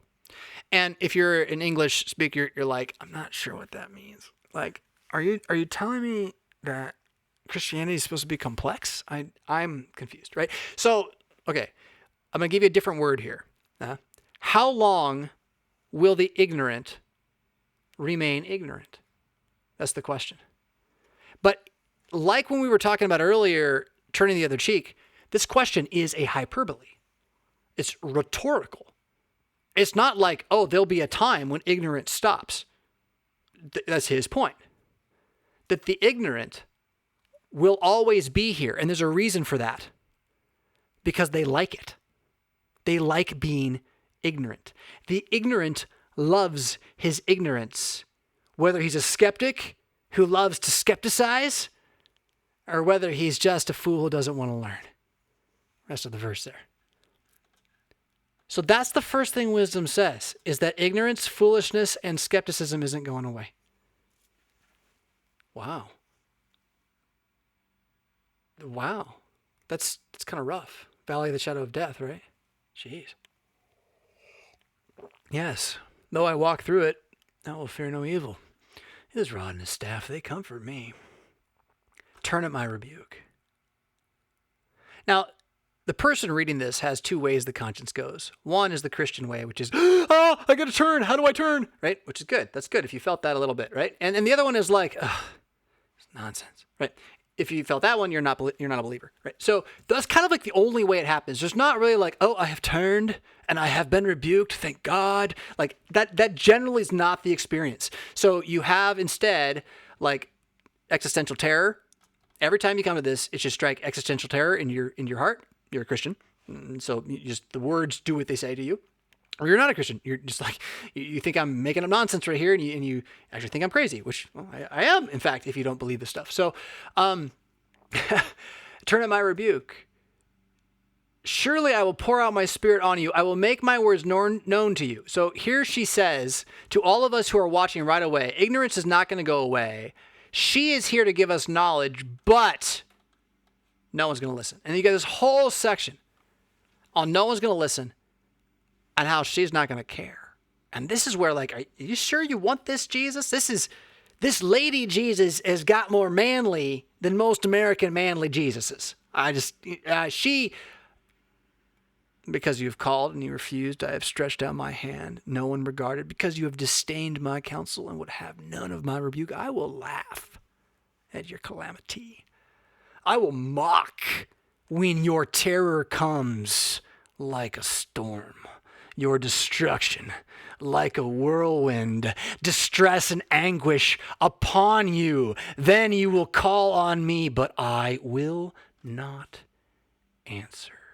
You will seek me, but I will not be found, because you have hated knowledge and did not choose the fear of Jesus Christ. You would have none of my counsel, despised my every rebuke. Therefore, you shall eat the fruit of your own way, be filled to the full with your own fantasy. The turning away of your ignorance will slay you, and the complacency of the fool will destroy him. But whoever heeds me shall dwell in safety and be truly secure. That is, without the fear of evil. Oh, dear Jesus, thank you for that. Isn't that good? Oh my gosh, it's good. But it's also like terrifying. Like, I don't want to be on the other side of this, God. Dear heavens, thank you, Jesus, for being crucified so that this is not how you see me now. Other than that, you see me as the one who is turned by your rebuke, is terrified by what you say, as opposed to the one who's hardened and ignores what's said here, which is who this will fall upon. All of what it says. And so in the end, we come through this as Christians hungering for some good word. And here's this gospel at the end, right? Listen to me. We're going to keep reading, right?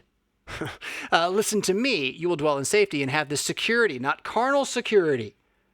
Not the security of believing your flesh can't get hurt, but the security of knowing that evil, true evil, can never actually happen to you. So every time your flesh gets hurt and you're like, but that was evil, you can tell yourself, no, Jonathan, that's a lie. That was good, because everything will be used for good. And you can know that now. It can't be not used for the good of all in Christ. So fight your most frustrating moments with that promise. Write it down. Tell it to yourself. Look at it. Put it on a piece of art. Yeah.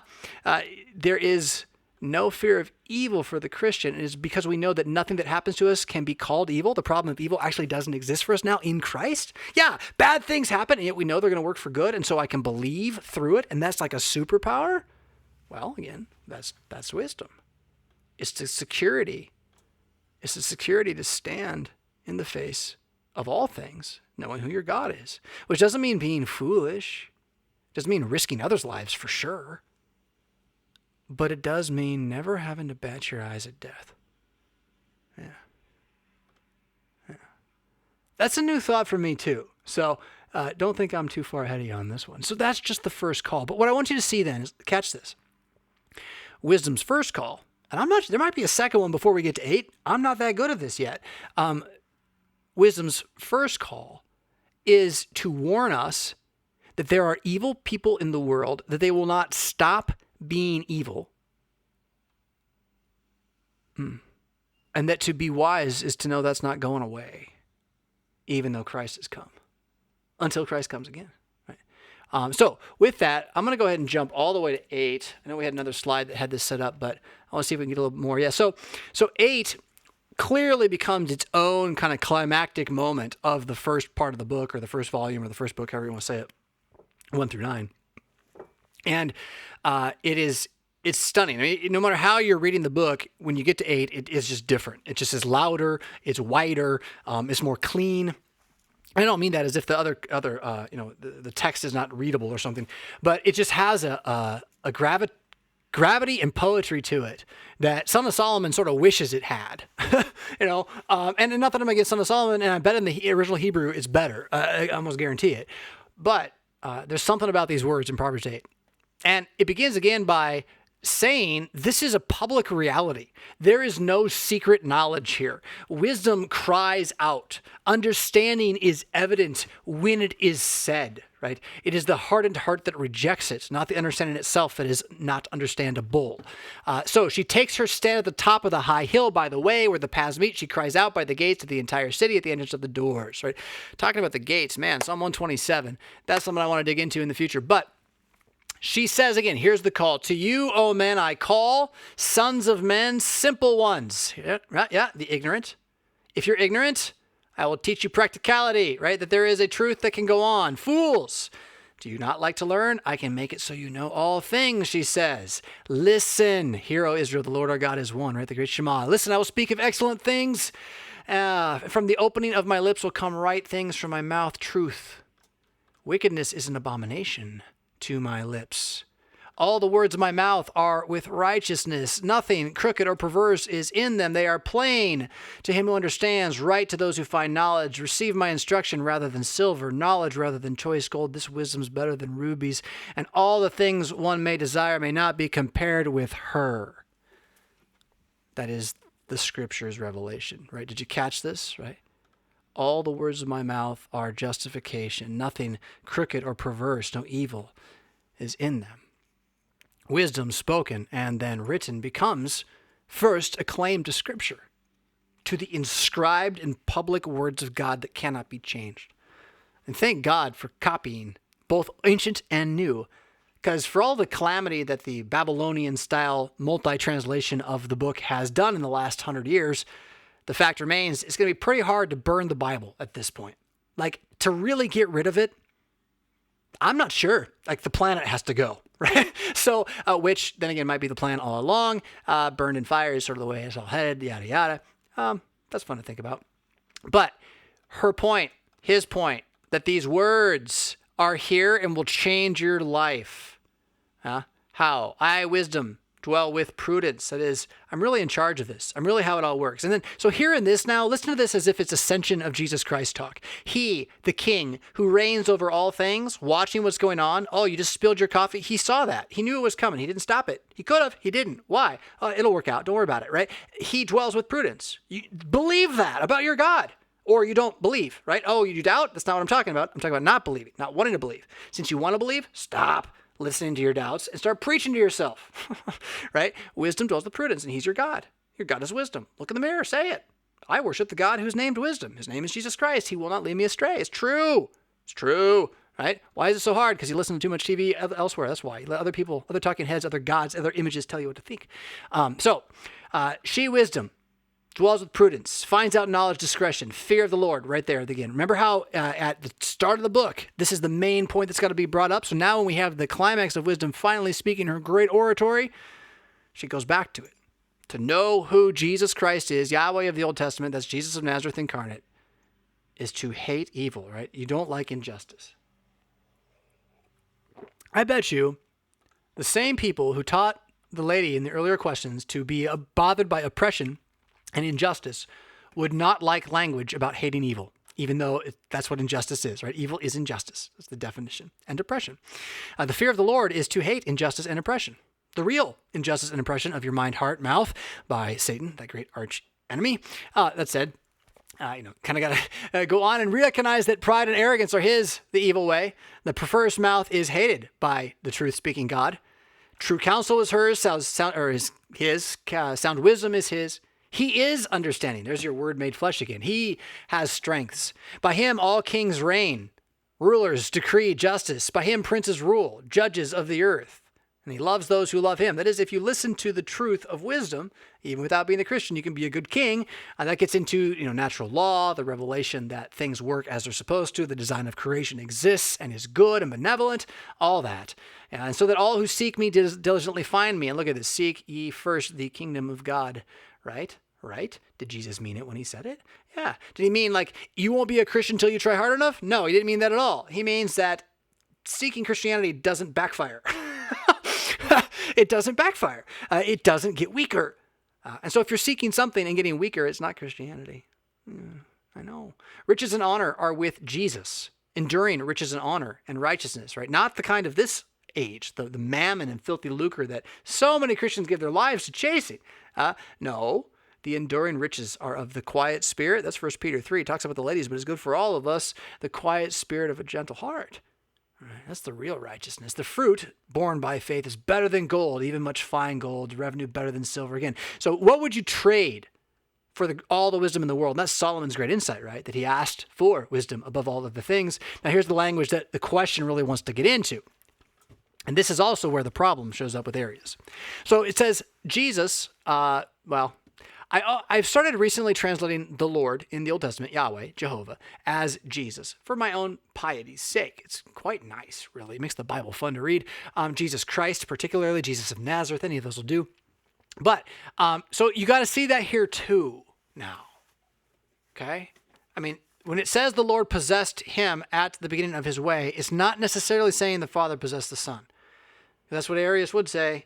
And what we're saying, I would say, this character of wisdom personified is, again, an avatar who is the possession of Jesus as an avatar. The avatar is possessed by Jesus. Sounds like demons, right? But it's not. It's how the Spirit of God works in you, too. He possesses you with word and sacrament. It's marvelous. That said, again, I say that said too much. So the Father did not possess Jesus so much as the Trinity possesses wisdom, who is the avatar of Jesus, so we might understand how God mediates between God and man in the person of the Son always. That wisdom, always here, seen in Jesus, heard in the voice of Jesus, before any other work of old, was established from everlasting. Now, the Word speaks eternally. He never didn't. From the beginning, before there ever was an earth. When there were no depths, I was brought forth. But here's the thing. It's this language, bringing forth. When there were no fountains abounding with water, like before the waters of the deep. Before the mountains were settled, before the hills, I was brought forth, while yet he had not made the earth or the fields or the primal dust of the world. When he prepared the heavens, I was there. When he drew a circle on the face of the deep, when he established the clouds above, when he strengthened the fountains of the deep, when he assigned to the sea its limit, so that the waters would not transgress his command. Again, and all these big things he did. When he marked out the foundations of the earth, but the point is, I was beside him as a master craftsman, and I was daily his delight, rejoicing always before him, rejoicing in his inhabited world, and my delight was with the sons of men. Now therefore listen to me. Last one, my children. Blessed is he who keeps my ways. So you actually are moving into the last mashal there from this longer one that begins further back. If you want to go find the my son, you have to go further back into chapter 7.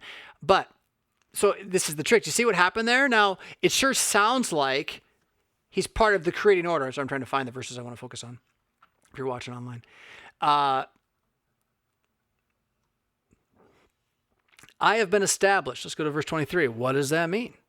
Does that mean the eternally begotten Son of God, who was before time, and of whom there was not a time when he was not? And I'm pausing, and I'll say it again, because it's really important, okay?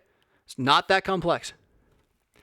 There was not a time when the Son of God was not. But to say that something has been established sounds like there was a time when it was not. But see, it says it was established from everlasting. Before there was time, right? Okay, so it does sound like him there. Before the earth, all that, that's fine. But then now, when he's there, let's go down to verse 30. I was beside him as a master craftsman. I was daily his delight. Now that's where it sure sounds like the Father and the Son working together, right? And my delight was with the sons of men. It sure sounds like that.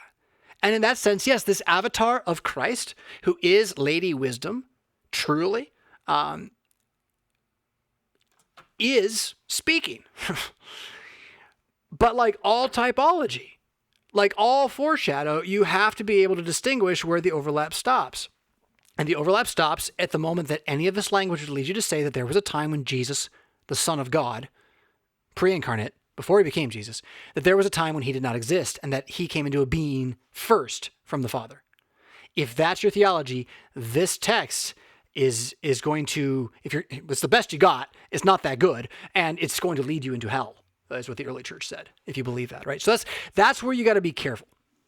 But once you realize, okay, this is the avatar of Jesus, she speaks as Jesus would speak, but does not replace Jesus, and where there are distinctions in person and form, then those are in fact shadows or imaginings or speculations or foreshadows, right? All that kind of stuff.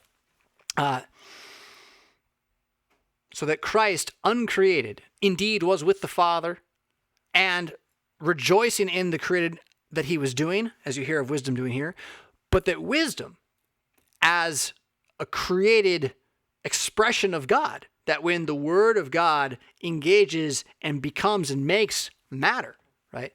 That also is a reality that's now built into the creation. I'd say fourth commandment is the place to start. Like it runs back up into the first commandment, but wisdom is the fourth commandment.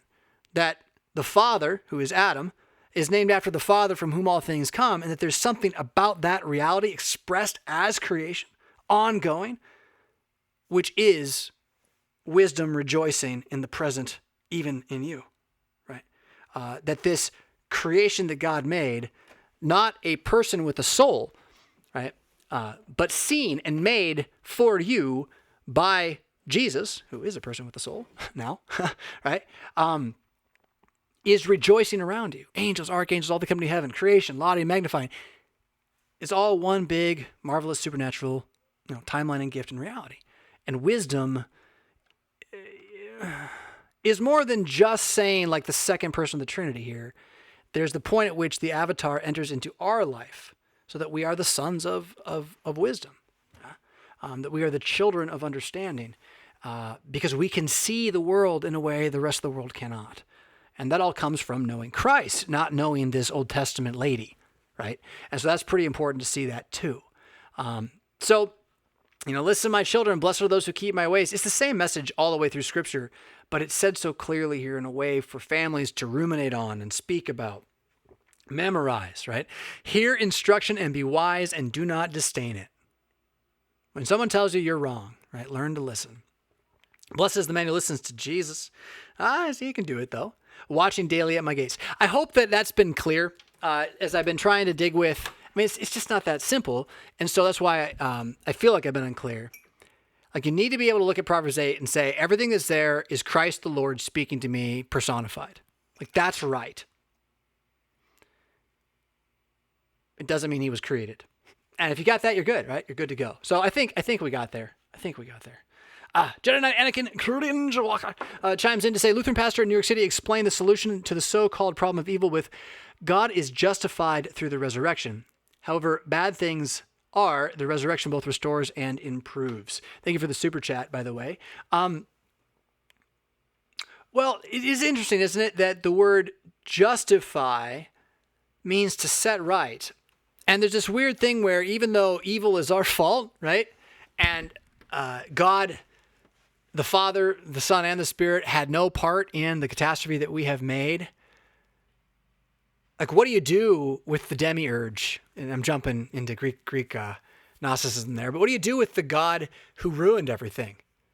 What are you supposed to do with that God? If you find out that the only God that there is one who ruined it all, what should you do if you can? You string him up and kill him, I think, right? Get rid of that guy. He made all this problem. And even though that's not what happened, he acted like that's what happened anyway, because that undid it. Like what we would accuse him of, he took the penalty for. It's pretty sweet, actually. It's super sweet. Like he did not have to, but he did anyway. And so we have nothing. We have no way to fight back with our own justification. It's just taken from us. We can't rebel anymore. All we can do is be destroyed, right? Sent into the hardening that's already here. But it's insanity. It can't be done with logic and reason. It will destroy your mind eventually. If not in this life, in life to come. So, thank you for that again, for that super chat. I think I have one more question from y'all out there. Let's see here. I want to make sure I got all these. Nope, I did get all those points. Nope, we're done. So I'm going to go to chat though. We got at least 20 minutes here. And we did the Proverbs, blah, blah, blah. We'll go to the chat and see what you guys have been talking about. And we'll just kind of hang out for the last part of the show. I can ramble about Discord a little bit. I put up I tried 3 times last night to make an easy, quick video in Discord via Loom. It's like the stuff that says it makes it easy is a lie, and they just painted it on with crayon, but it actually says it makes it harder. That's the way tech is in reality, I think. Blah, blah, blah. But the point of the video was less about Discord and more about the state of the chill, which is the way I think about this Mad Christian network. That Discord is going to be our online hub. The chill is you, if you are a Catholic Christian who is getting fed by whatever is coming from that stuff I'm catalyzing in such a way that it pulls you back, that you might find people who are like you here who support you in what you need, right, where you are in this community. I mean, what goes on in the chat room, I know very little of that. I can't. It's just not possible. My wife knows a little more now, and she's been hanging out. Yeah, and there's great people in there. From there, Discord takes that and it like spreads it. And it gives you space to really divide the conversation into things you want to converse about. And right now, again, as I said in the video, in Citadelia, which is like the public forum, there's where anybody can post anything. We'll take down evil stuff, but the community forum is going to be Gen Pop chat. I mean, it's just going to be loud and obnoxious and people saying random stuff. And then the channels that can exist will be connected to the investment of you as an individual in the group. Because if you want a channel that talks about something, we need someone to manage that channel and to be there and be held accountable by us. So if something's going wrong, we ask that person, hey, what's going on over there? Because we can't all just govern everything all the time. We have to trust each other as a network. But that doesn't mean that, again, the network doesn't have rules. We do. But those rules should allow you to honestly use the network. The point is I've got a name and a brand that people know and come to looking for this, that, this, that. Sometimes they come because they have this, that, this, that. And rather than me try to keep notes about it all in some little black book somewhere, I just as soon have that all happen in front of you. And you can grab what you want. Oh, look at that. I can use that. That'd be great, right? Like that's the idea, right? It's kind of, it's what Facebook promises, honestly, and does not provide. I cannot promise you that if you're in the meme chat room, you will not feel like you're on Facebook. I mean, I can't promise you that, but I can promise if you start a chat that's geared toward a certain goal, and that goal is overseen by pastor, by us, and is biblical and is in line with Catholic Christianity, and it's about working together to network across time and space, whether it's to support your Sons of Solomon group or whatever, right? We want to be there to support that, at least in embryo. Maybe someday you need your own channel entirely, your own Discord. That's fine too. It's the cool thing about it is we can link up our private space that we have with Mad Christianity with many, many other spaces. So there's all sorts of ways it can overlap and tie us to a wider world of online networking, computing, and action. It might feel the first time you go in there like chaos, but there are people who are in there being chaotic, like doing programming video games at the same time, right? There are people who can live in that.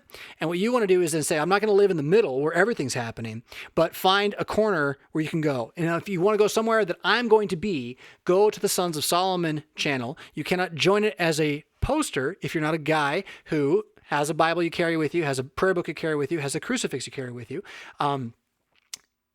You can't join to post, but you can see it. And what will go on there initially will be me posting what I'm reading, what I'm thinking about, what I'm finding in the scriptures every single day for you to ponder and or discuss if you are part of the Sons of Solomon. So start there, if nowhere else. And leave it, leave the app on your phone, go in once a day, just see what's there in Sons of Solomon and take some time. If it's just a little note card I took a snap of, well, I probably spent 45 minutes on that, right? There's something there. And I try to do it so you can read it and dig out of it and then go look up the verse yourself. Yeah, all that kind of stuff. All right, got another super chat I want to recognize over here. Arshant Angel Fire says, I've been daily praying the Psalms, yes, and just tried singing and chanting them with the point in the LSB, which isn't a bad thing. What tones do you suggest for the ones you laid out in the SOS? I speak them. I chant at church. I think that when you're doing them in group, chanting is fairly important. I think that soloing, I get a lot more out of speaking precisely because I don't do it like straight through, right? So if I were to chant, I would feel the need to go on. And what I tend to do, and it's a little weird, I guess, but I intermingle my praying of the Psalms according to the Sons of Solomon plan, morning, noon, and if I can before dinner, and then in the evening, intermingle it with a combination of mindfulness / attention burst training / yoga / breathing and stretching, right? So if you trigger on mindfulness and yoga and you're worried about me, stop. Like, I'm not actually doing those things. I studied those things, and what I'm doing is I'm breathing, I'm stretching, I'm resting, and I'm pondering the words of Scripture over time, right? So that I do 3 Psalms over 15 or 20 minutes instead of over 3 minutes. And if you're going to chant them, you're going to end up in that 3-minute space, right? So I come back to them, I try to memorize them, I try to ponder them, I let my thoughts wander and then be restored by them. I want them to be a framework for who I am, and I think that'll happen more if I let who I am out in the middle of the prayer, if that makes sense. So to recommend chanting, I don't for this practice right now, but if that's your thing though too, and this is a Sons of Solomon reality, like we do not want to micromanage your devotion life or your small group devotion life at your local church. Like we want to give you resources and tell you stuff that all Catholic Christians can do. And we don't want to tell you like, well, but you better do it like this or you're not going to be cool, right? Like that's, yeah. So look, if you want to chant it, chant it. I'm going to get in trouble from somebody's going to be like, Matt, I said this. I'm not a fan of the chant tones in the LSB. I think they're pretty lame, boring. I just broke my toothpick. Pretty lame, vanilla. They're okay. I mean, they're not evil. They're not wrong. It's not really that good. And frankly, LBW was better, which is amazing to say that in so many ways. What I've done is I've written about 8 or 9 that we cycle through here at St. Paul seasonally. So they're not only just written to be, but they're written to fit with the seasons of the church year to try to move us through the year. And we're in our 2nd year now of them. And what I found most illuminating, I've loved them all ever since I wrote any of them. And a number of them I had, particularly in my own family, complaining about it. And it's great that the year when they start coming back, I hear people saying, ooh, I like that one. Ooh, that was the same one they complained about last year. But with that said, I went on the hunt for other tones and found my own for my ear to be able to enjoy singing it rather than fight singing it. And I don't think it's that tough. The secret sauce, honestly, is to have a 4-part tone instead of a 2-part tone and make sure that your psalm or what you're singing is set up to be sung in 4 line stanzas, because not all psalms break down that way. That circular 4-part thing fits our American style pop chorus reality more than the ongoing Gregorian kind of 2-part thing. So that's kind of the secret sauce in my world. And then one of the other things that you can do, and it's really not that tough, is you can take whatever your favorite song in the world is right now. Like, I don't care what your favorite song is. I don't care if it's evil, right? We're not doing this in church. This is you, right? Okay. So here we go. Let's, Ed Koren, just popped into my head. We'll do I See Fire. Da, da, da. There you go. There's 3 notes. Da, da, da. Da, da, da, da, da. So da, da, da, da, da, da. Da, da, da. Da, da, da, da. I did a really bad job there because I'm on camera and I'm doing it live. But I just kind of took a couple of notes out of Ed Koren's song. Now, if I just kind of hum that a little bit, because I know the song, it has to be a song you love, right? I can't do it with a song you love. You got to do it with the song you love. You just kind of get like 4 of the parts of the main chorus, right? The 4 tone movements it makes, and then just sing the Bible with that. Try it. It's like way easier than you think. If you know the song, you're singing the song in the car, rah, rah, rah, you can do it. Totally can do it. And yeah, no, we don't need Led Zeppelin in church. Please don't bring your setting of Over the Hills and Far Away for Psalm 118. Actually, it might work. That might be okay. But the point of this is that you're not trying to reinvent worship for the world. The point of this is you're trying to be devotional. And you have to like it. And that's okay. You can. It's not that tough. Take the stuff you like and use the Word of God with it. Hopefully that helps. What's my opinion on metrical psalms sitting at the bottom of the list? This is like what the Calvinists would do with their old hymns, right? I love it. When you paraphrase the psalm into a singable piece and set it to music. Marty Haugen did a lot of this too. I think it's great as long as you don't replace praying the actual Psalter with it, right? So it's sort of like any hymn. The hymns are great, but they shouldn't replace praying the Psalter. Then when they have done that, you've placed the word of man over the word of God.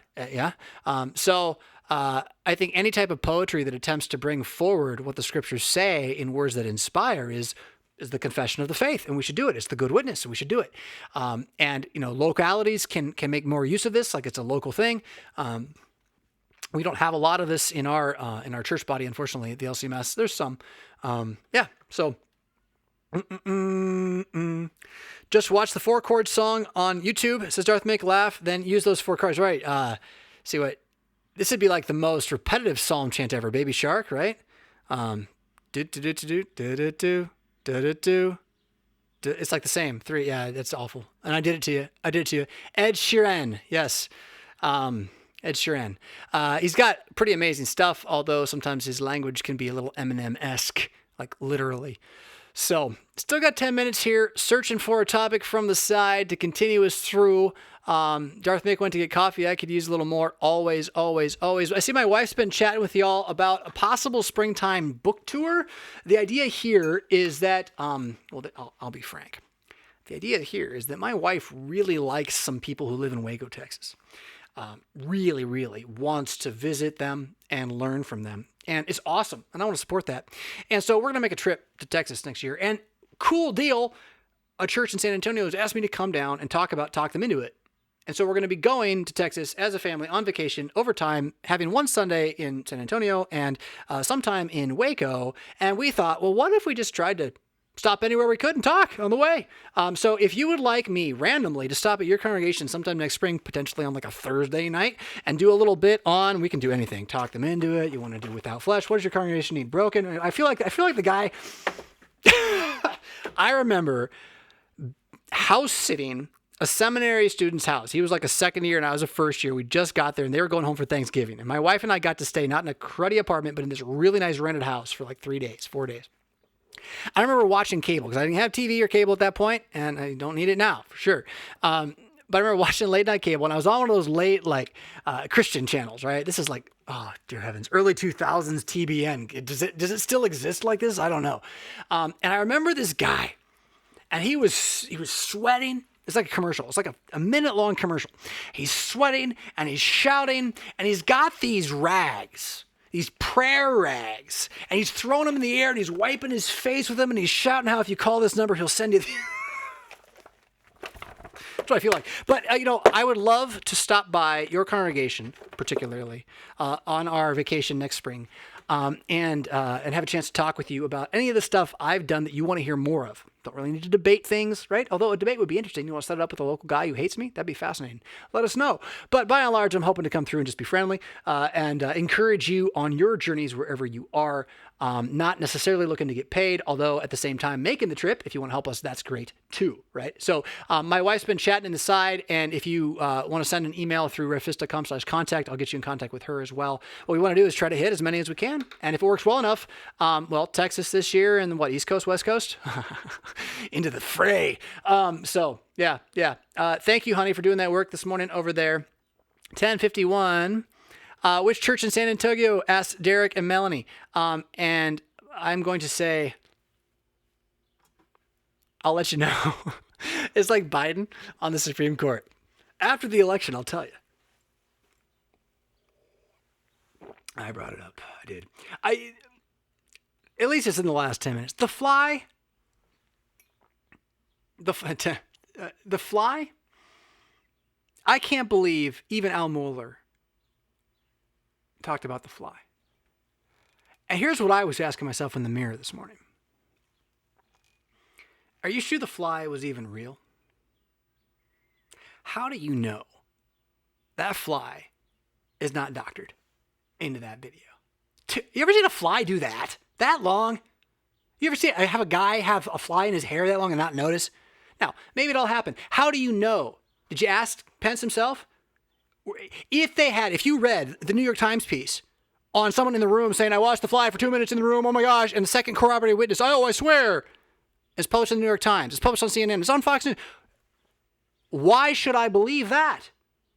What have they done that gives them the credit for me to think that they wouldn't do a transposed fly, Marvel style, onto this debate?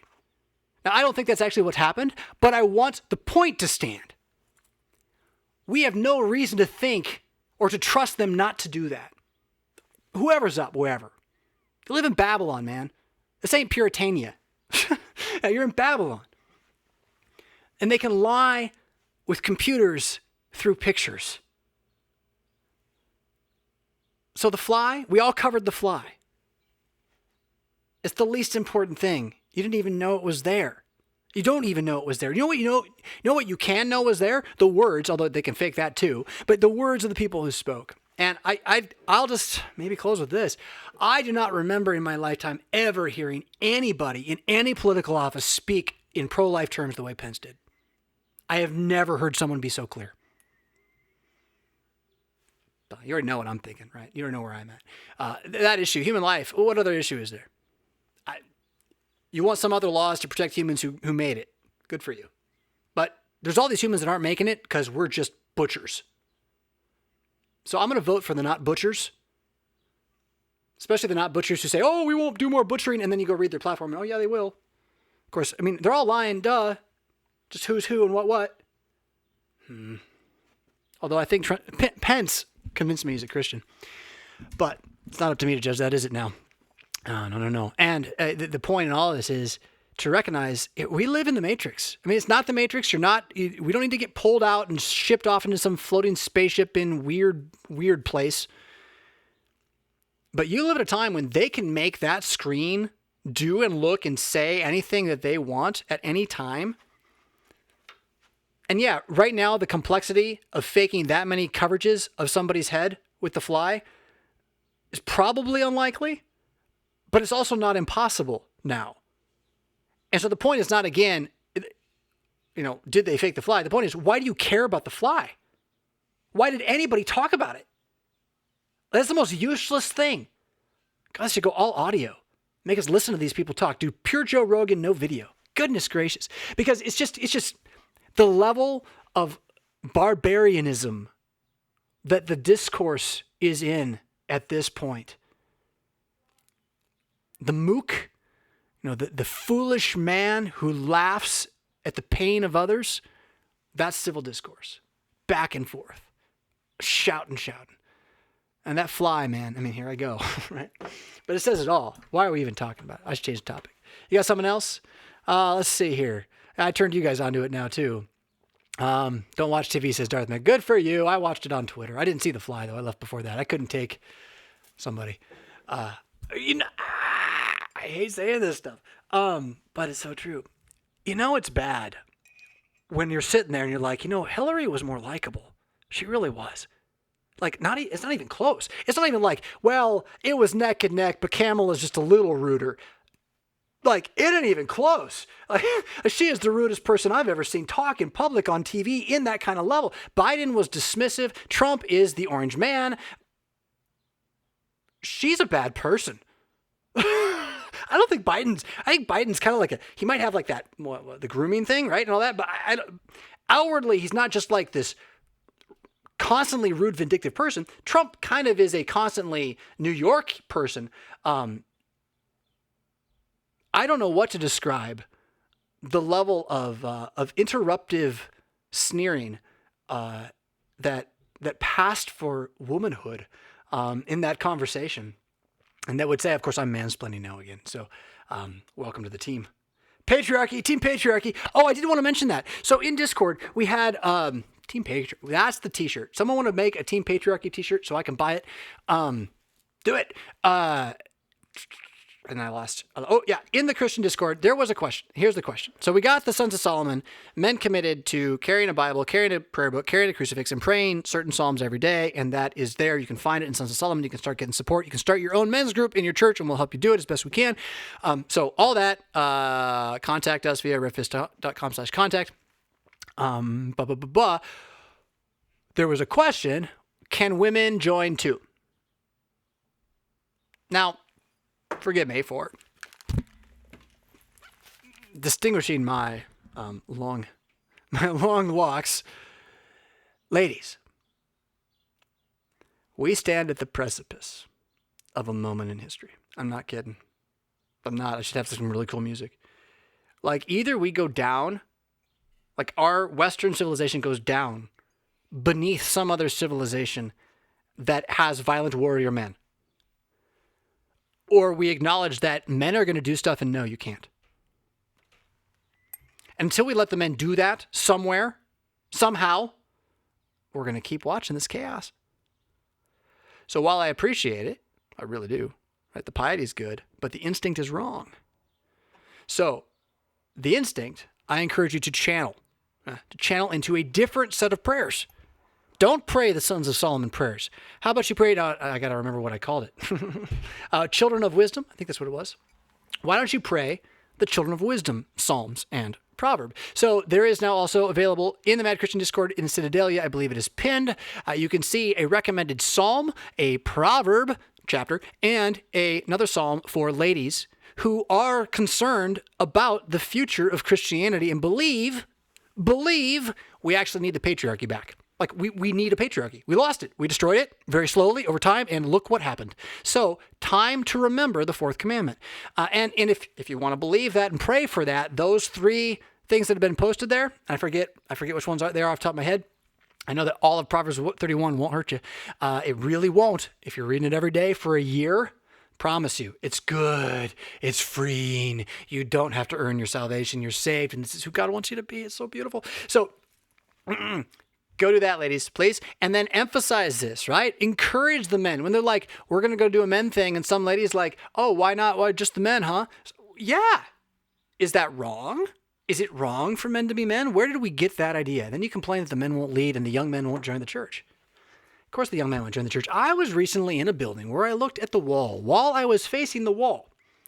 Now, ladies, you probably don't have this happen a lot. You don't face walls. Men, when we're out in public, we face the wall every so often. It's the only way to do what we're doing. We'd rather not sit down. We don't have to, and it's dirtier. Yeah? So we face the wall. So I was facing the wall, and I looked to the side, and there, in the place where only facing the wall happens, right? So, like, it's not really a place where girls are. There is the girliest picture of a Bible phrase I have ever seen in my life. It was something that I don't even remember what it said because it was so girly. I was almost, like, ashamed to look at it while I finished my duties, right? And washed my hands, like...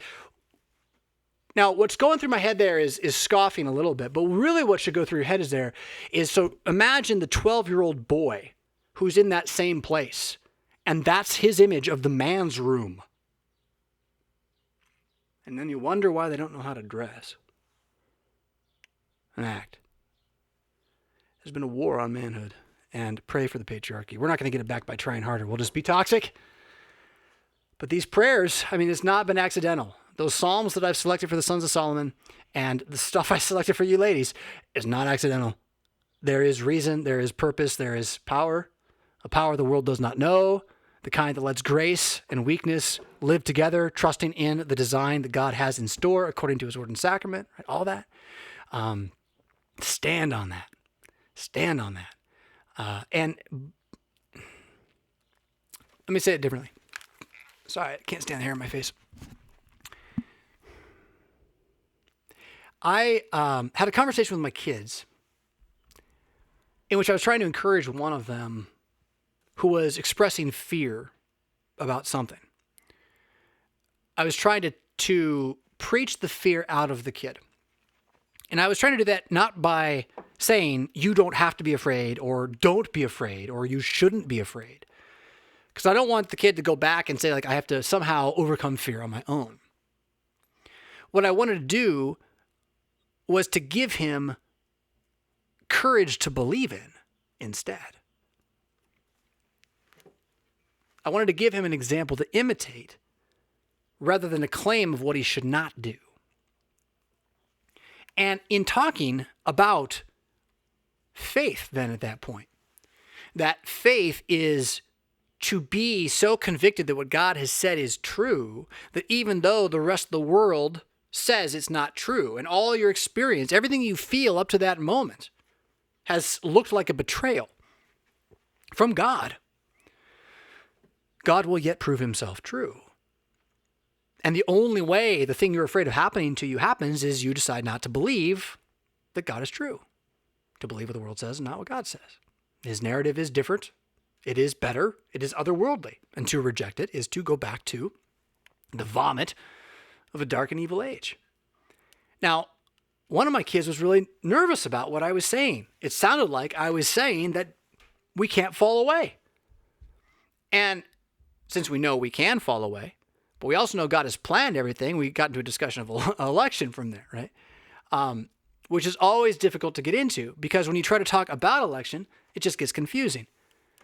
What you want to do is not get caught up in the mystery of how election works and instead just believe it's what God has said. So that when you're going to talk about whether or not you're going to fall away, you can look in the mirror and you can tell yourself, Jonathan Fisk, right? That's how I would do it, Jonathan Fisk. You're never going to fall away. And I can tell myself that not because of me, but because that's what God has said to me. In my baptism, I know I will never fall away. And the only way I fall away is I stop believing I can fall away. Now, can I continue to say those words out loud while falling away? Yeah, sure. I can harden my conscience that way. But that's like the excuse to try to avoid the reality, which is that the word of God does not deceive you. It will not make you fall away. So your hunger for it is hardly going to push you further from it. It is inspired by God for you to draw you closer to it. And then that again means assuming the promises are yours, not asking, not living in sorry, I'm a Catholic Christian, but I'm not a Roman Catholic, not living in the papist fear and uncertainty of whether or not you got enough grace to make it. That's a Baptist fear too, usually. But instead, standing upon the foundation, the certainty and the conviction that you are a resurrected human being, an inheritor of the reign of Jesus Christ, Holy of Holies, and you stand in the present age, frankly, a God among men, little g, simply by virtue of being tied physically to the one who is the God among men, Jesus. His blood flows in your veins now. God the Father sees that light, even if it doesn't feel so shiny. But the shiny is not the feely. The shiny is the verbal confession, right? The believing against the lies of the devil, which are louder and louder and louder. Rediscover how to preach to yourself is kind of where I'm going to take this one then, right? You have the right to look in the mirror with the promises of Scripture and say they're true. There's nothing unchristian about that. You might surprise yourself with what you know you believe and how afraid you were to say it even to yourself. And how, if you can say it to yourself, it's maybe now less scary to say to somebody else. I'm just talking to the camera, but I think, oh, I winked at the camera. Don't do that, Jonathan. I think it's true. So cool. If you love the show, if you love what I do, Patreon is really like a third of how I, a fourth of how I make my life go round. And as I look into buying, I want to get this thing on wheels, shaky, and solid and firm, right? And I want to have things that do this so we can look at things, blah, blah, blah, right? That all costs money. So if you're willing to help out with that, Patreon is how that happens. $5 a month is the subscription for the show, and that really is kind of what we're built on, although those of you who like to give that bigger number, that is super helpful.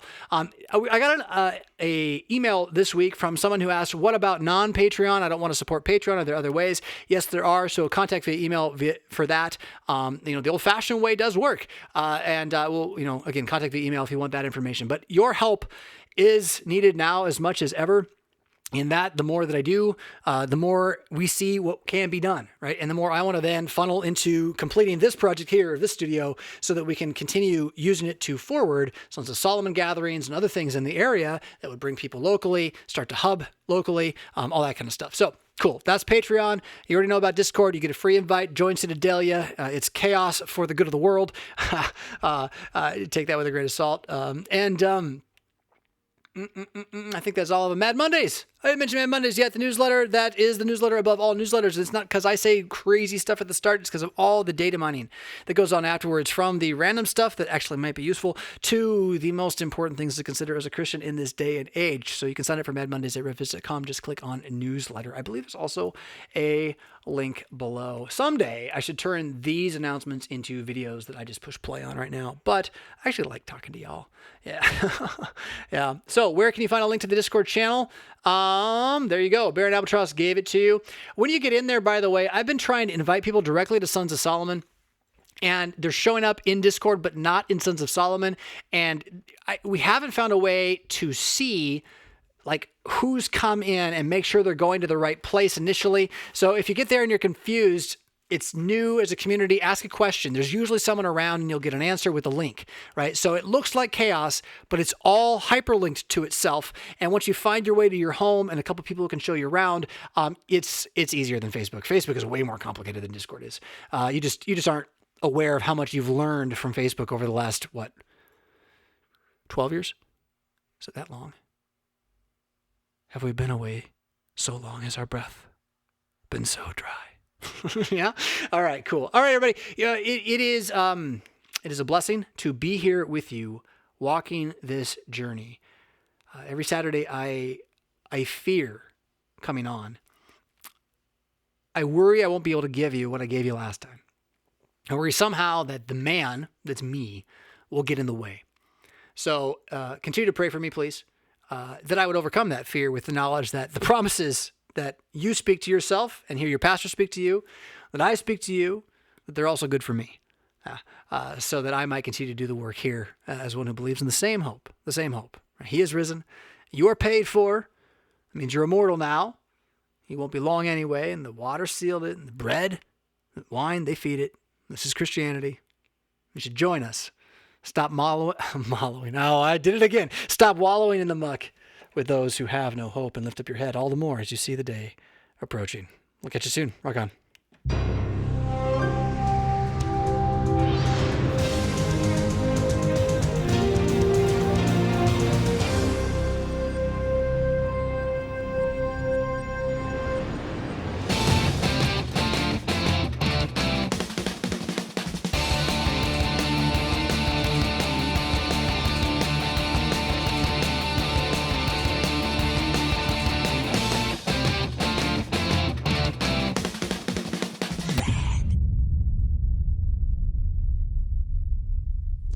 Was that worth $1?